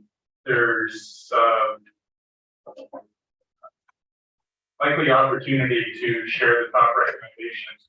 Doesn't say that they can't refer to any other letters, so perhaps it just offer that direction to our clerk to include that in the conversation with our CAO. Any other conversation regarding this letter response? All in favor? That's carried. Jolene, this is your opportunity to speak regarding the Kincardine Shores Healthcare Partnership. Right. So through you, Mr. Mayor, Kincardine and Saugeen Shores Mayor, CAO, and staff who are involved in physician recruitment have met just a couple of times to talk about new opportunities for working together and advocating for primary health care in our region and how we might work together in a new way after changing the way that we undertook physician recruitment. So one of the things that has happened is we have undertaken a bit of a jurisdictional scan and a gap analysis to determine where there are some common gaps between those two and where we might work together in a new fashion to address those gaps. So Saugeen Shores has identified that they would like to work with us to approach at least Bruce Power to start with on some of these items, including assistance with advocacy related to our needs to ensure that we have the human healthcare resources in our region and some of the unique nature of our region with respect to the nuclear sector and how that impacts healthcare. One of the specific areas of focus is on ensuring that our emergency rooms have capacity to remain open and are appropriately staffed. So we wanted to let you know that this is something we would like to continue to have a discussion about. And because I think this is slightly different in for Kincardine than in Saugeen Shores, we would like to come to council to get direction to continue and carry on to have those discussions collectively working together. And so that's all for my report this evening. Thank you. It's your intent, I believe, to for directing council to continue those discussions.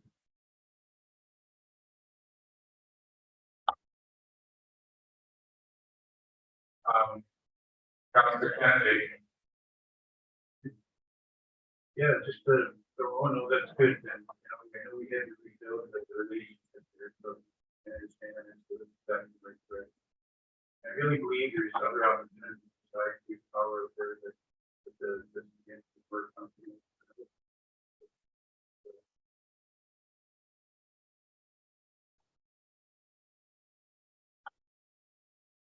Third, please. Few of us around the table were discussing this last goal and decided to go on our own. The council agreed with that, so I'm going to have to really see what you're talking about at one part or two because it's all that part. I don't really see the value at this particular time. Doing it quite great.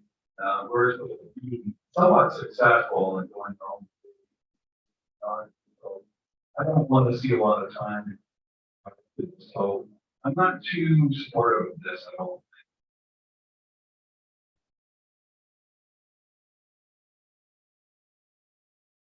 As as their CAO commented, there are aspects of the previous agreement that both Saugeen Shores and the municipality required knowledge that no, that shouldn't be a joint effort. There are specific items that do merit a more unified approach.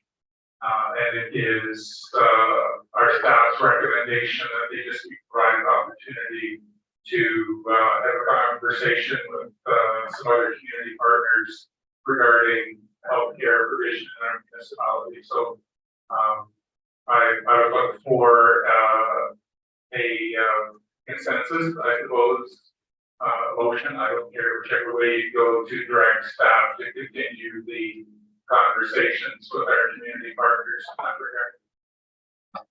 Councillor Blackwell, please. If you review there's a resolution in our the council. Good luck. Did you just put it back? I'll just read it. It's fine.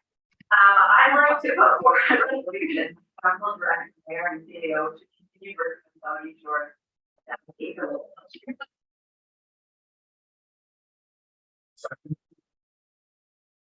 Clark, any further discussion?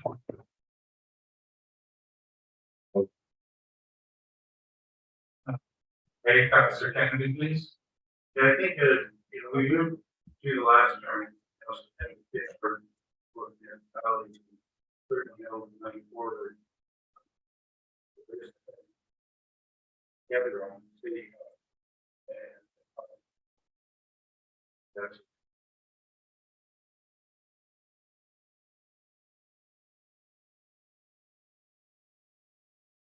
So, I want to be careful about this one. I like clear objectives and clear sort of dates and times. I just don't want discussions to take like this time. But I like clear objectives, clear, basically KRAs too. So in this report, because all it is asking for a report, CO provides reports. Why don't we wait until we see the report and then make a vote on it? Thank you.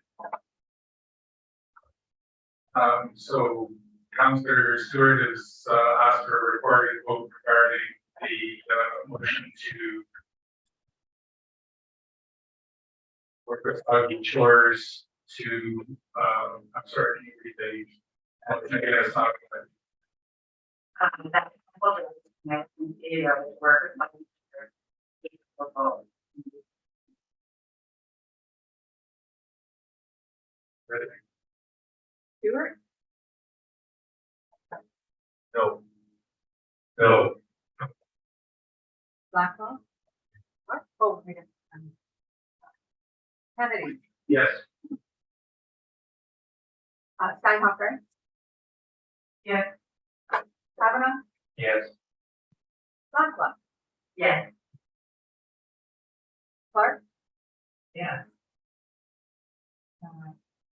Hinchberger, Yes. Pranger. Yes. And Mayor. Yes. Secretary. Great.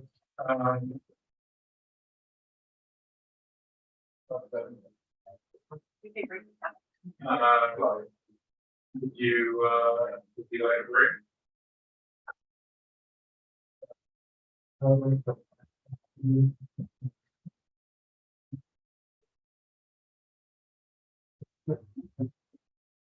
Well, it does. Yeah. So you've been reading that on all the.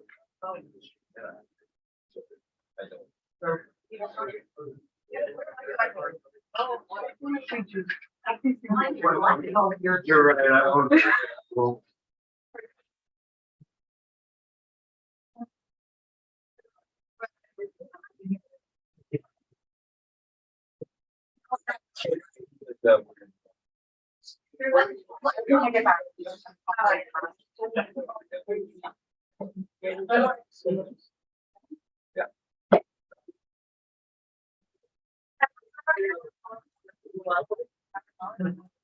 Yeah. Yeah, and so I've been watching a lot of live streams, and some of them it goes, it priorities you're live on, and some of them it just doesn't. Not one, just whole thing is just down, down. You guys can finally.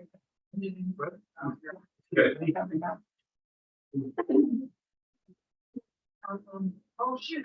It's just, it's not. You guys know about the. Okay. You guys know. Thank you. Okay, the 40 million.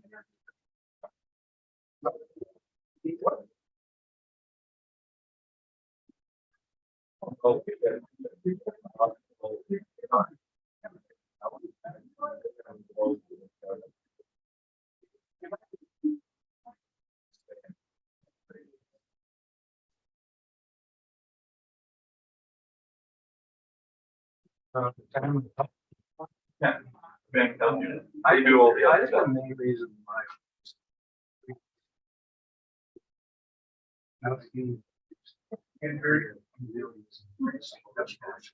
Right. So they like to check. I don't know. In this case, are you okay with us just continuing on?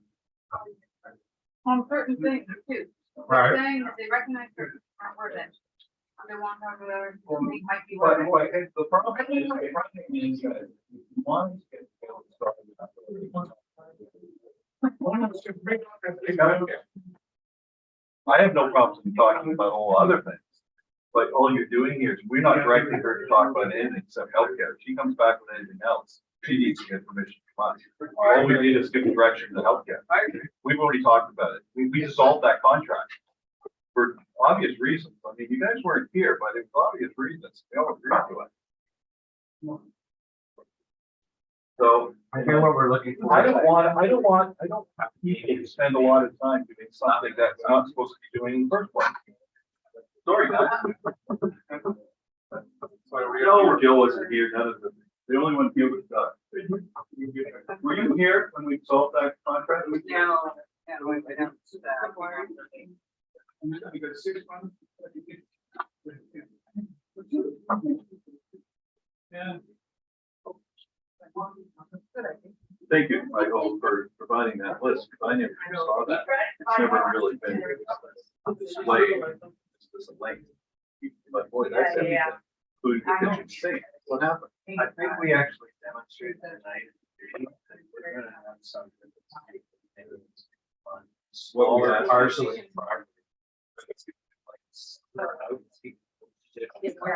Sell it. Part of the reason why really, that kind of discussion Needs to be done for. and would have taken up, consumed a lot of this. Yeah, it's not appropriate to do that. It's appropriate to do it in a separate meeting. And for us to go through the list and really have a shorter list. I mean, you know, the staircase.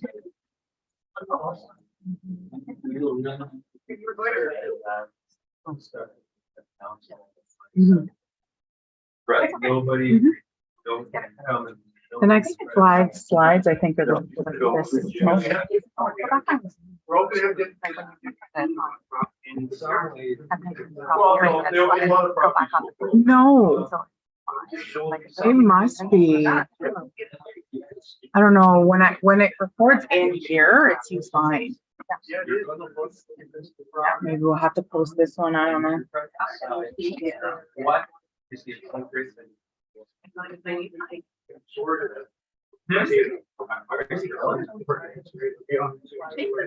Must be nice to be able to travel now.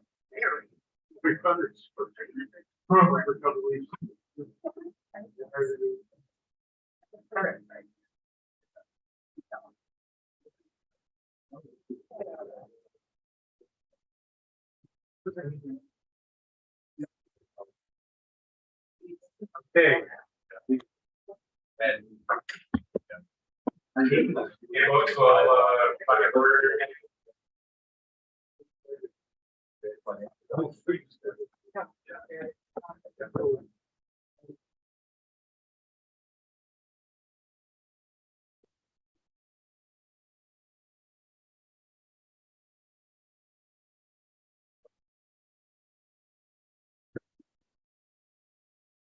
Okay, we're done voting. For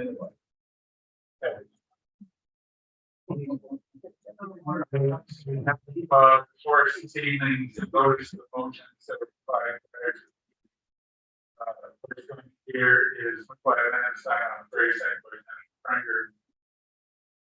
Where there has been and continues to be water safety concern at Station Beach. Whereas a revised aquatic safety audit report dated 2nd June 2016 was prepared by the Life Saving Society of Canada with recommendations to improve water safety along the beachfront piers at Station Beach.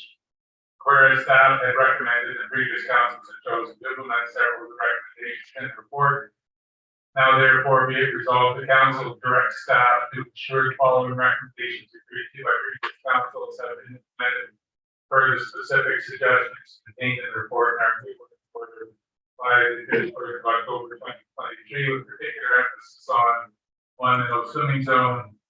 Primary recommendation number 2, no swimming zones designated as 100 feet south pier.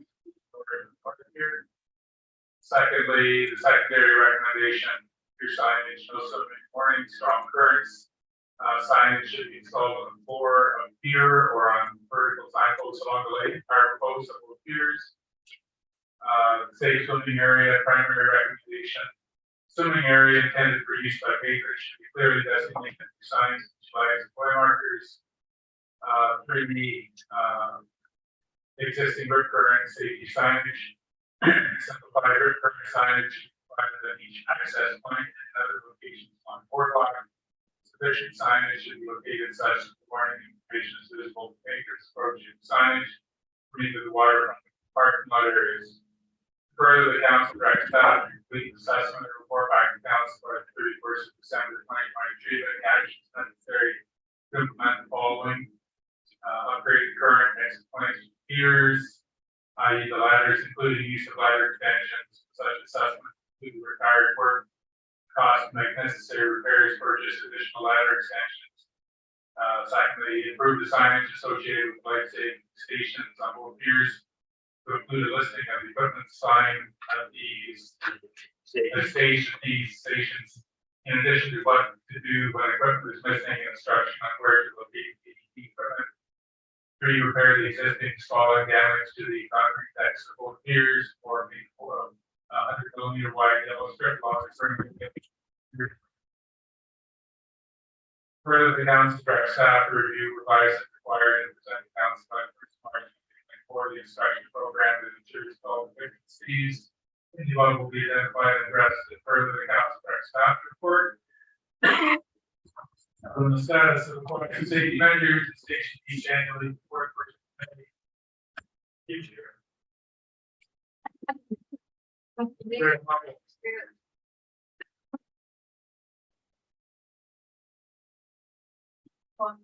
That was moved by Amanda Steinhoff, Gray, Councilors, Franker, second. Questions, comments, Councilor Steinhoff, Gray. I just wanted to start off by acknowledging the members of the community who have been pushing for this. I see some familiar faces in the audience, or gals, as we refer to it, every time this comes up. And I know Josh Gordon approached me with some of his concerns and frustrations after the new committee was established, and that really prompted me. He's actually the one who pointed me in the direction of some of the older decisions that went on around this. So I took the time to look at those reports, and to be honest with you, I think a vision is worth, like, your eyes are worth 100 words, I think. And I really applaud Councilor Hinchberger for taking the time to walk it down with me. I wanted someone to go with me, and he took that time on the Saturday to walk it down with me, to really look at what was there visibly with what was in the report, and that's what led to this motion.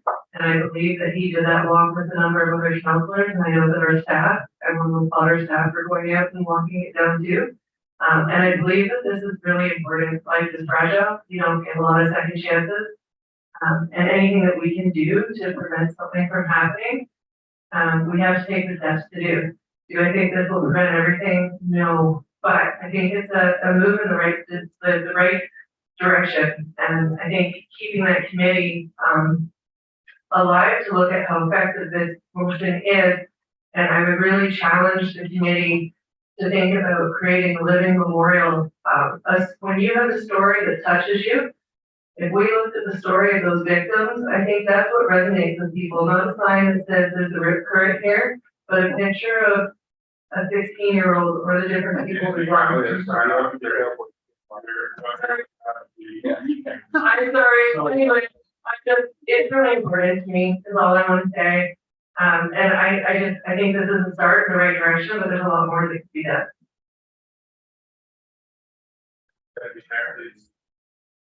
Thank you, Mayor, for you. I think Councilor Sonofray, I think I'm writing this motion, like you said. And I think that would be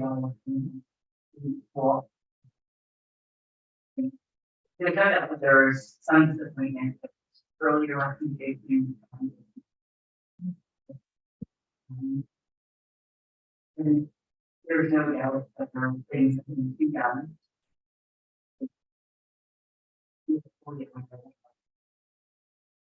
The job workers that have to guarantee it.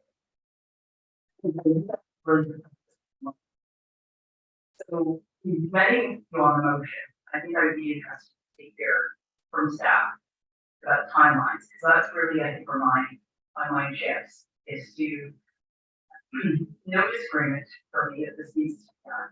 It's my first thought process is timeframes. Is it able to be done in the timeframes that are being suggested? If not, what is it to be done? So I'd like to hear, I guess, initially from staff as to having heard this motion, what they feel is doable and how it is doable.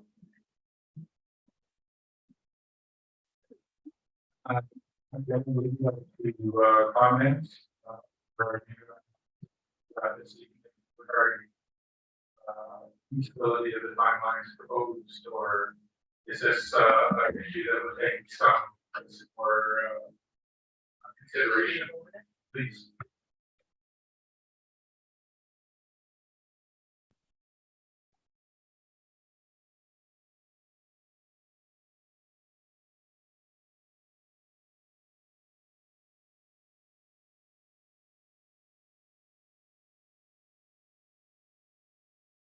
So, to the chair, in looking at the motion, I think the one that the most concerned date wise would be October 31st. Just because for signage, it might take some time to get things ordered and delivered and installed by that time.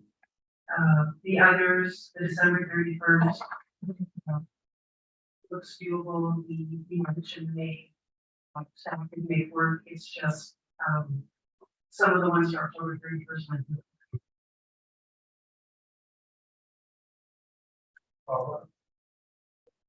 Thank you for that.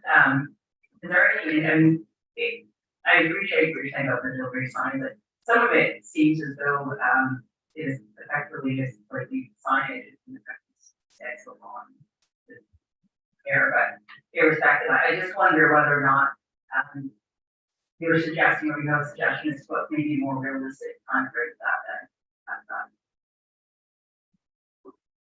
So through the chair, I think we would probably look at seeing if any of the signage needed to be updated. We get a lot of our information from like the Return Center, some of the experts in that area. I would suggest that perhaps middle of November, end of November would be more appropriate, which would certainly give more time for signs, etc., to be ordered and installed as requested.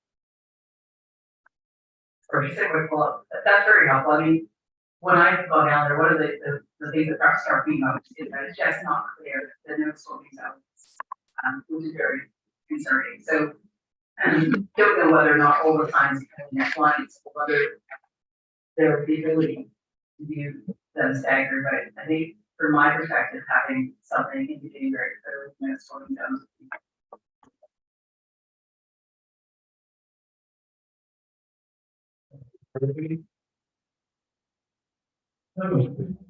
And put never being back and I'm just gonna say also, I like the idea very much.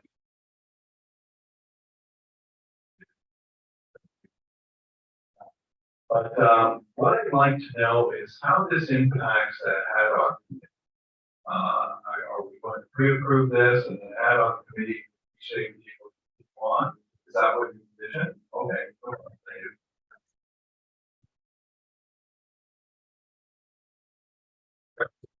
you. Maybe through you, one of my comments is looking at the very thorough motion is the first section is mainly bring things up to where prior direction by the report expectations identified in that report. The second section is a little bit more around the future upgrading work, potential to do more. What I'm wondering about is whether the initial recommendations come back to council, but the other recommendations go straight to the ad hoc committee, so that they can make that fulsome recommendation. I also, well, I'll leave it at that one first. Councillor Steinhoff, what was your thought process in that regard? For me, I don't really see it necessarily as part two, and I don't necessarily think we need to wait to have the committee consider something that I think it has been identified clearly. We talked about the ladders and appropriate exit locations, and it is in the 2016 report. So I don't see it as a separate chunk of information. I just don't see it as cohesively things we've been talking about and swirling around. I will say that some of the things that were mentioned were from my visual walk down. So the sign that tells me what equipment should be there, or if there's missing equipment, call us in the middle of the pier. It's not near even the light station. I didn't see anything directing to where the AED was, so yes, that wasn't necessarily in the previous report. But I think there are things that are important, similar to the rip current. When you walk into the beach, the sign is on the other side. You don't see it as you're walking in. And then who turns around to look away from the water when they come down, and it's quite small. So there was some things that I enhanced a little bit, just based on a visual cues that I thought were fairly intuitive. But from what I heard from the staff, I am willing to consider maybe a friendly amendment on my own self to extend the timeline to be something that's realistic. But I don't want to give ground on those timelines. I want TCD so that we do actually get this implemented.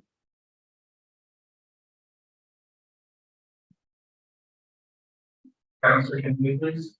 You chair, yeah, Councillor, explain how great this product was, it was the state of the virus. Here, let us know about all the servers we have down there, the smart batteries down there that are really big. The timelines.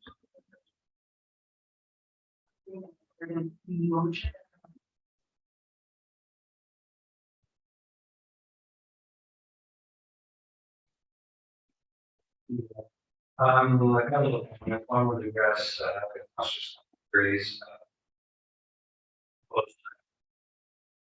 I word is sent a little bit, but first, I'll actually take a DC of 31st October.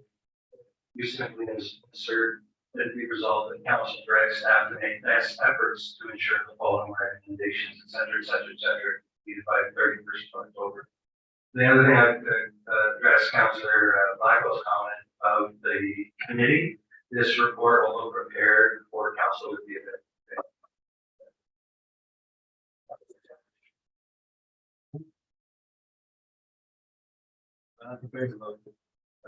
Please.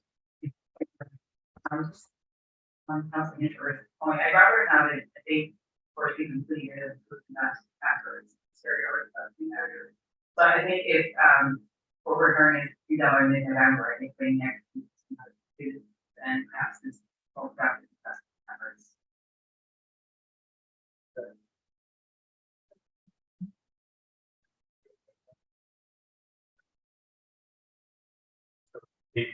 This is friendly amendment.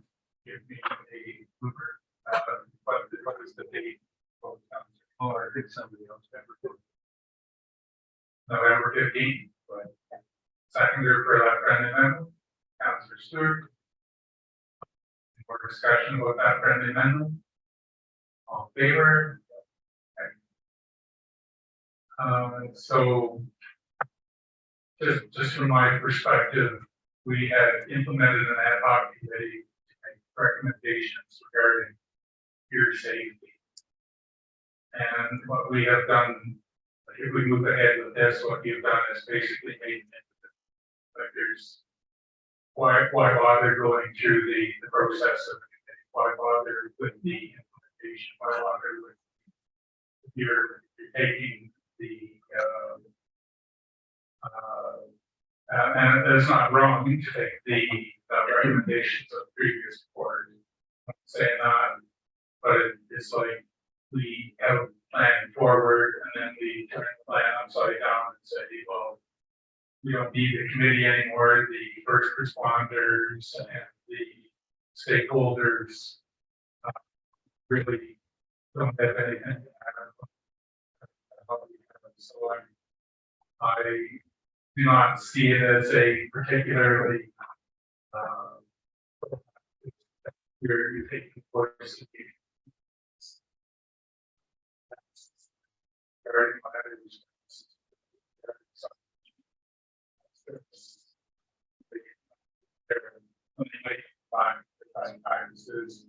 They're going to say, well, that's foolish because we already spent the sign, even though the words on the sign aren't really what we should put on. That's, why would we do that now? So I will not be supporting this particular motion because I think it is a step backwards from what the wisdom of the ad hoc committee.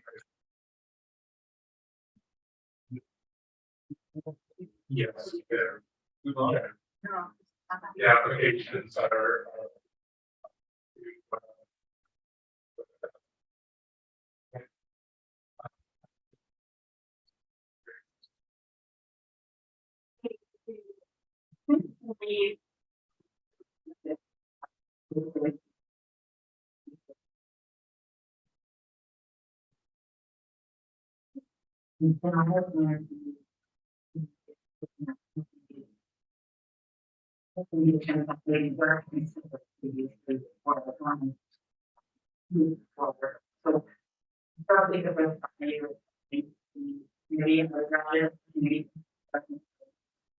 Safety regulations, safety elements in place for the event, rather than saying we're going to do anything.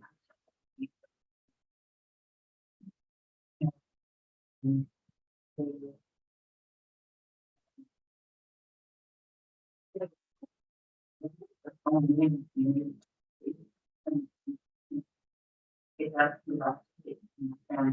also even beyond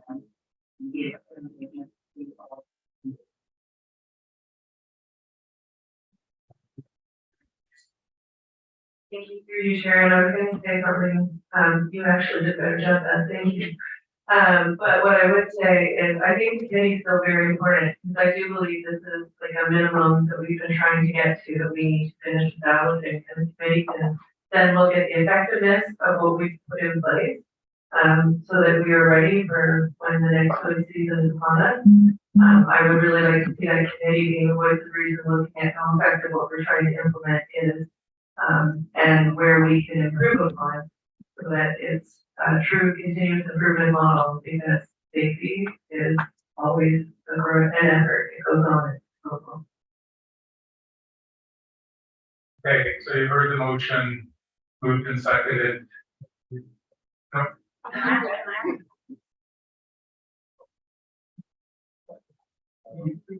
You can, no, we've had significant conversation with this other. All in favor of the motion, please repeat. Anyone opposed? All right, we have another notice of motion regarding 20729 Birchwood Walkway, moved by Mike Lynchberger, seconded by Bud Blackwell. The council intends to reestablish the 20729 Birchwood Walkway connecting to the Birchwood Trail and the Beacon Trail, and that being exempted from accessibility considerations and standards, and all of the directions provided by council in its prior resolution.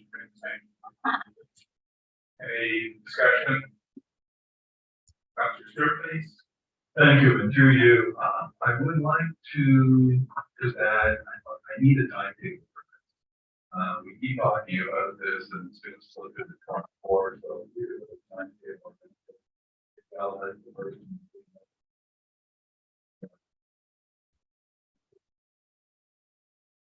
Thank you, Larry. Sorry.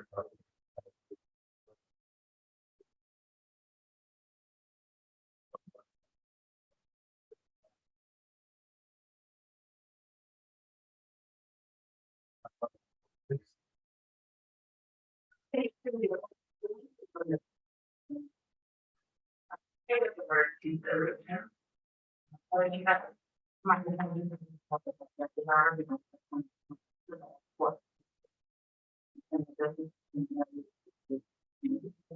I think if we can, or if there are elements where consolidating, we apply.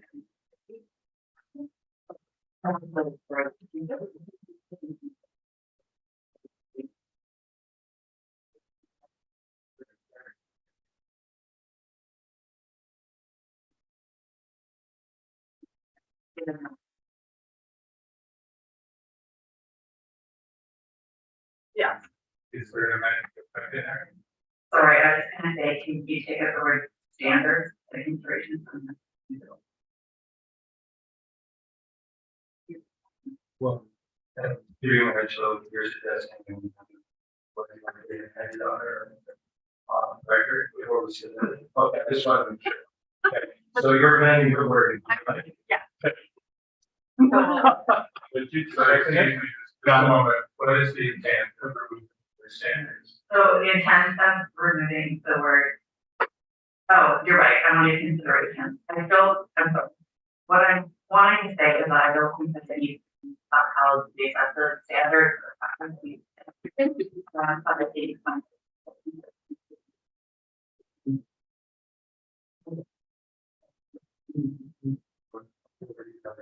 Now we like. Oh, wait, we're really. Do a pulse. Say the motion. Just say, I would like, I can. Move to remove. I think or consideration. The motion. The, Come dance through seven, 9:00.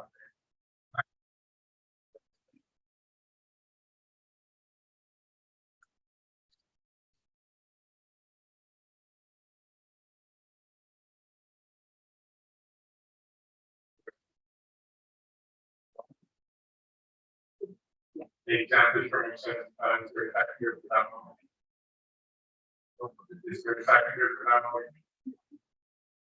So so the motion remains as read, all in favor of the motion? Very good. you're getting one? Really tired.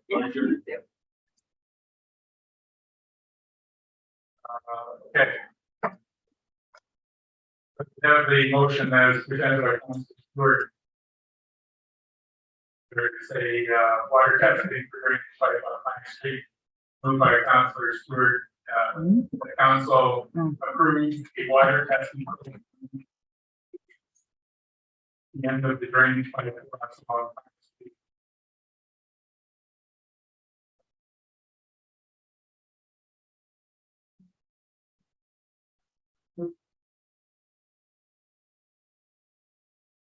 Next.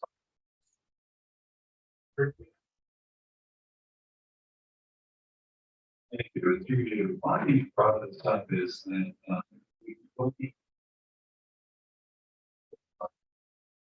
it is proposed, on the other side of Victoria Street, maybe 60+ single residents, east of Victoria Street. I think it's important that, as we bring more and more water into our precious lake, we need to really understand what we're bringing. And I'm not asking for a huge study, but one supporter, I think would be a good idea. We just formed a new drainage down County Road 15. We have an old one, I think, on County Concession Road 5. But this one, because this development is not attached to sewers, And, it could cause some problems, I'm not sure. That might not be, but I think it's a good idea to form a baseline. And once the quarter, very much like Saugeen Valley does with rivers and streams, we just need to test a little water and see what's coming out of the drainage. So we have a baseline and we can continue on this through the development and even after. So I'm hoping that my fellow council members will agree to this thing. Dr. Frager, please. I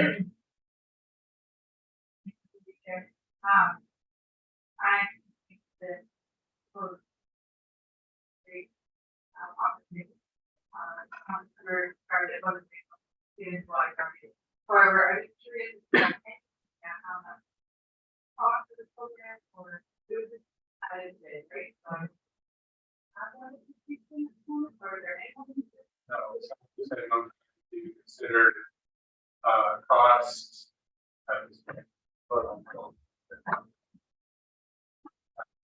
Please. Thank you through you. I'm not sure whether you're stuck in from your house. Do we think programs will do this kind of thing?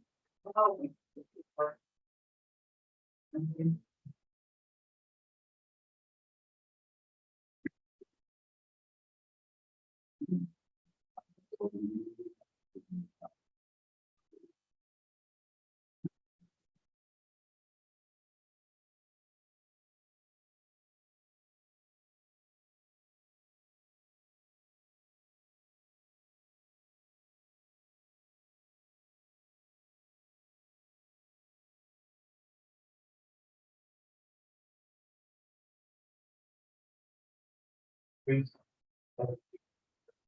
I like it in the principle, but I think it lacks the specifics of what exactly that's for. I wonder if there's a way to achieve the desired goal by the resolution would be to direct the planning authority as part of the planning application process to include this as a requirement in either an apartment tax study or stormwater management plan. It's really what it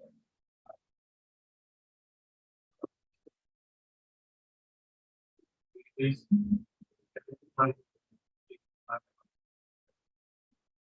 Yeah, okay.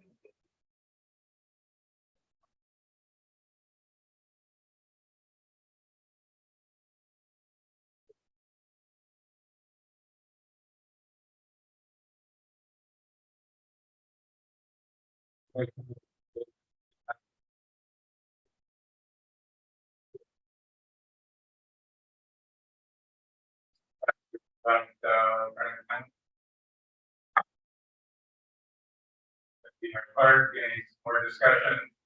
All in favor of the amendment? Anyone opposed? Great. Any comment, questions? Great, please. Thank you, through you, Chair. I guess one of the questions I would ask Bill, because I'm not familiar with this particular outlet, would be, would this also take into account, the runoff concerns were brought up from Albert Street? Like by the tenant? Directly and indirectly it would. I mean, when we start putting big developments in some of these areas where we don't really have complete infrastructure, you're using a lot of money.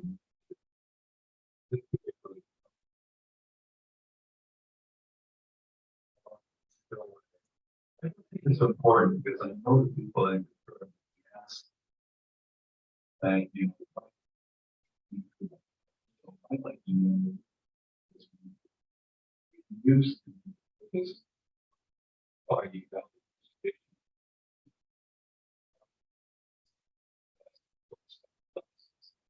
And then we will know exactly and be able to safeguard the public, environmental and everything else. I just think that in this particular situation, it's important for us to start to care about our Mother Nature and later on.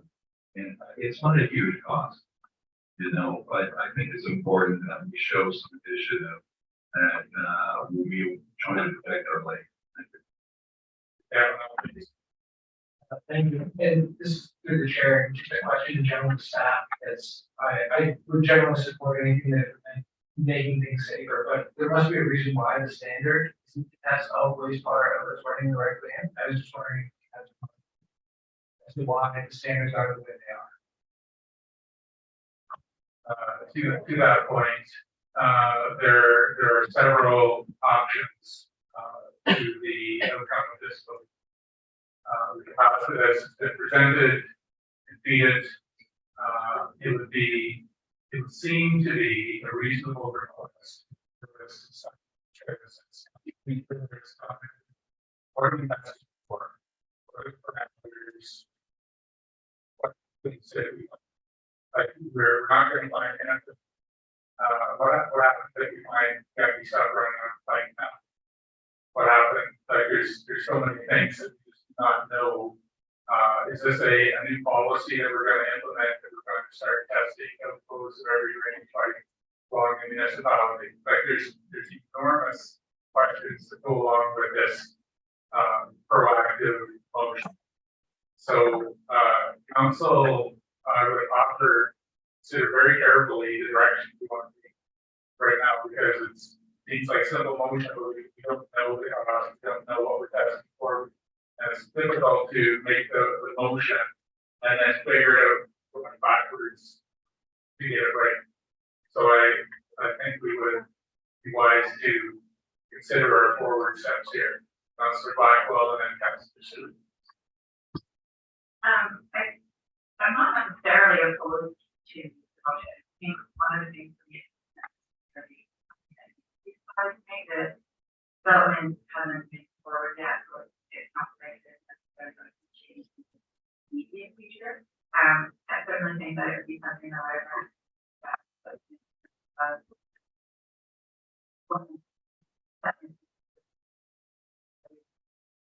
through doing the letter and also letter or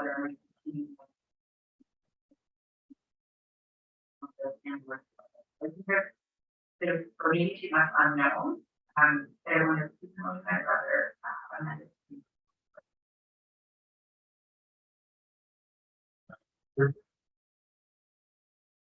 The one thing about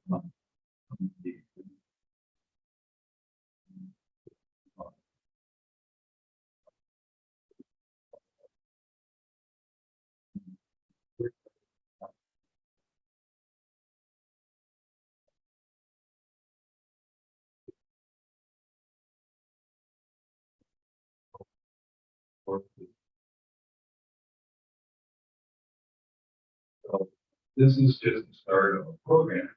We can delay this. What we want to do is,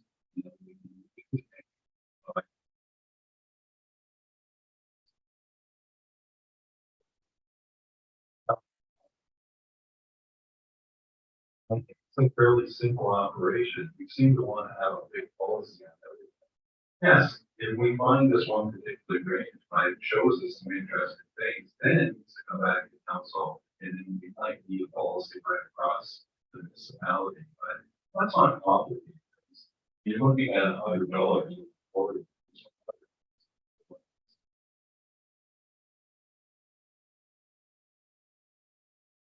Great. Thank you, through you, Chair. I actually feel like this motion needs a double prong to it. I agree with what Councilor Stewart is asking for, especially in light of your launch and similar programs and some efficiencies that need to be addressed. All of us have that accountability to the public to do what's reasonable, and if it's $100 test, I don't think it's unreasonable to do with that.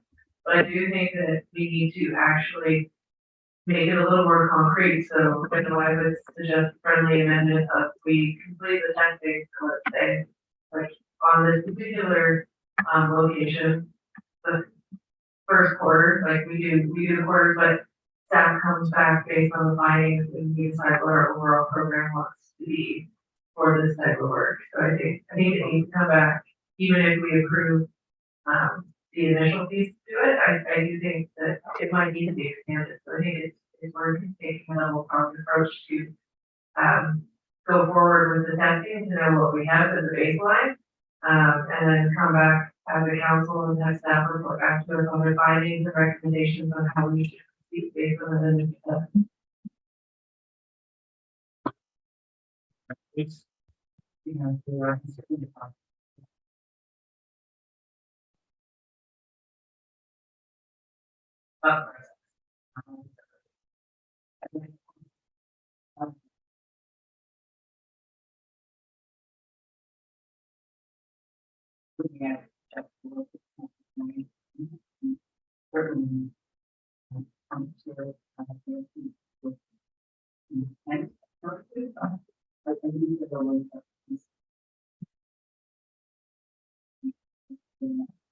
Yeah.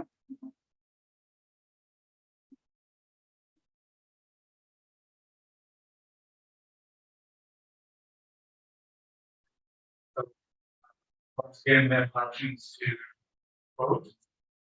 To defer.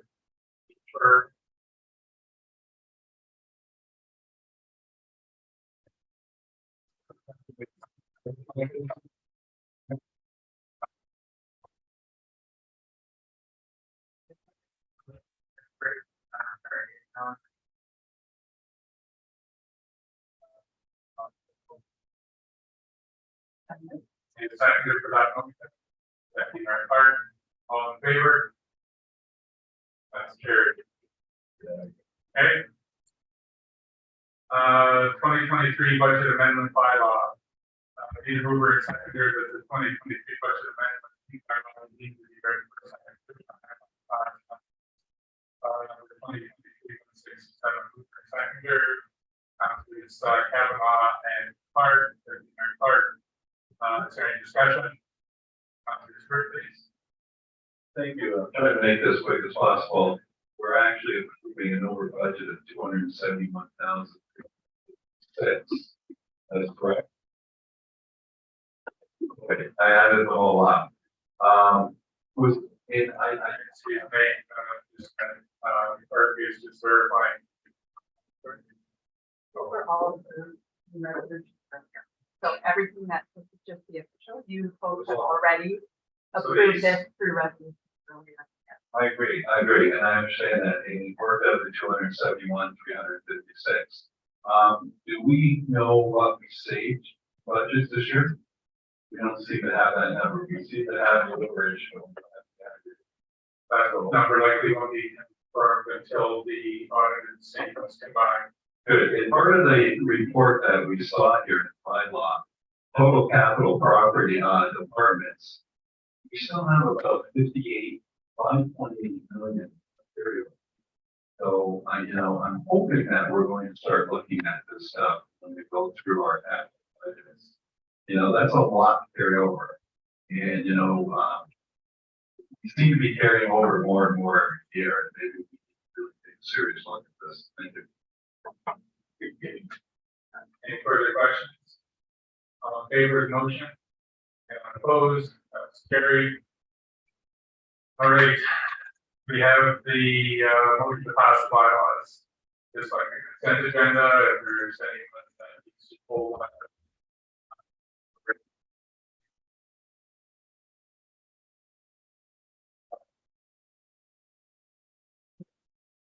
And that they can speak through our agreement, if that's being passed within this, okay, then I will need to review myself.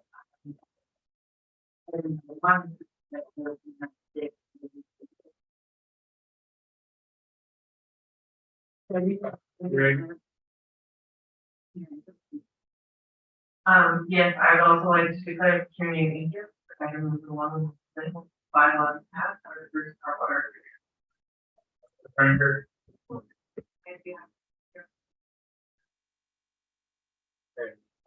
So we will, when it's time to vote it out, we'll separate it. Just, you don't have to mark it, just turn around.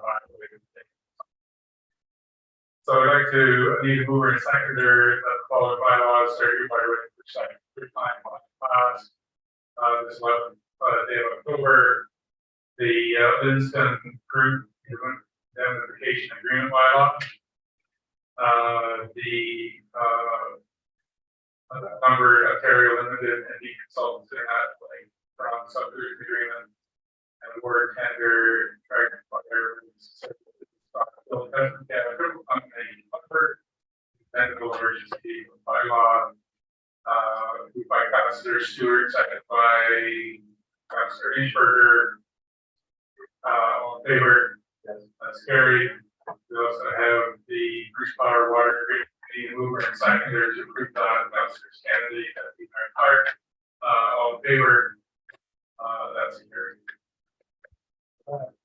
Matters for information consent agenda. Once again, items listed here are considered routine, unless there's any that you would like to withdraw for consideration for further.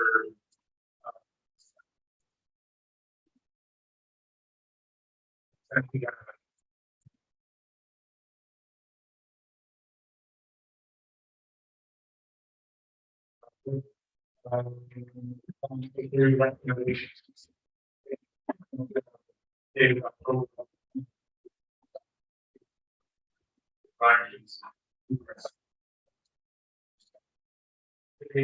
All in favor? Carried. We should council general.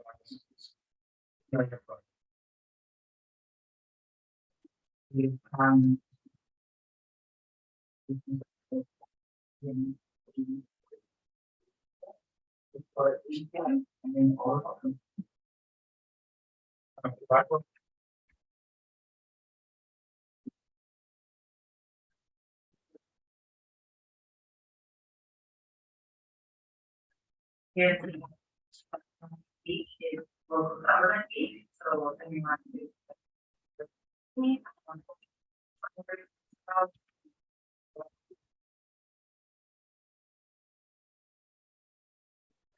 Also, obviously, and there's a lot of beautiful. I really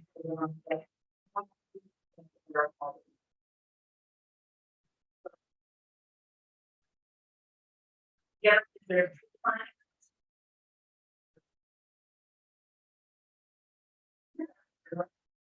and this more is last week February building again. Really. Or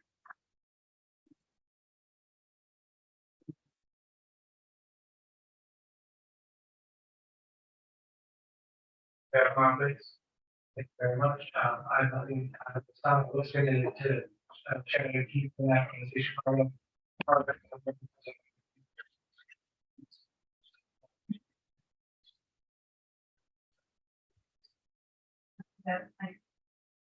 Andy, You the chair, just to say, men's voting for downtown. So I can maybe on there. Maybe hopefully we have their support that. Yeah, I do. I just like to thank the. All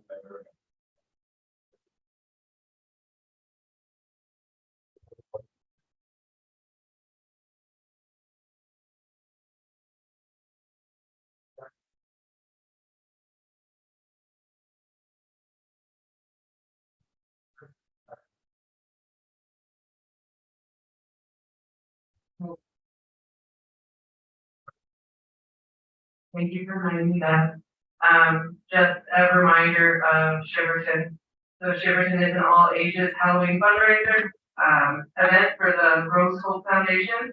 Assisting domestic violence survivors in third world countries, the hospice, Shiverton Park Manor, the Shiverton Lions, and the Food Bank. So, the date, I believe, is October 14th from 7 p.m. to 11 p.m. At 6 McKay Street, Shiverton, Ontario. Yeah. Perfect. Thank you. Perfect. So there's a few items going on. Somebody might be interested in Bruce County budget deliberations start tomorrow. Concardin Chamber of Commerce is celebrating the Achievement Awards Saturday evening. That we'll be attending. There's an awesome the Southwestern Isotope Coalition launch is Monday. Sound exciting venture. in collaboration with Bruce Power and others. Bruce Power is celebrating Unit 6, full service back online again. That's coming up next week. There's a great presentation in Port Elgin on Thursday, October 19th. Jesse Wendy is a very skilled, capable Indigenous author and orator. He is presenting his stories while we're going to. And we're excited to celebrate the grand opening of the Western Clean Energy Sorting and Recycling Facility on Farrell Drive and they are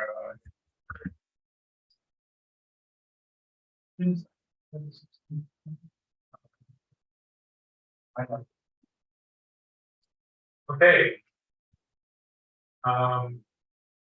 CAO, do you have any, or CAO, do you have any announcements that you'd like to? Oh, Adam's going to do it. Oh, Adam. Thank you.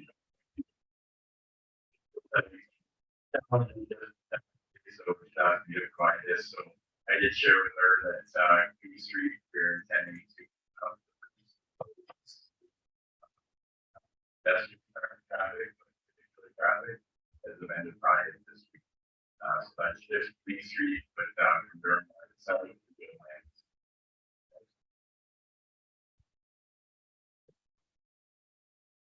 Okay, we need a mover and seconder to come to move into closed session. We agree closed session and stated. You're perfect. Except for closed. Go forward and further the constitution. Meeting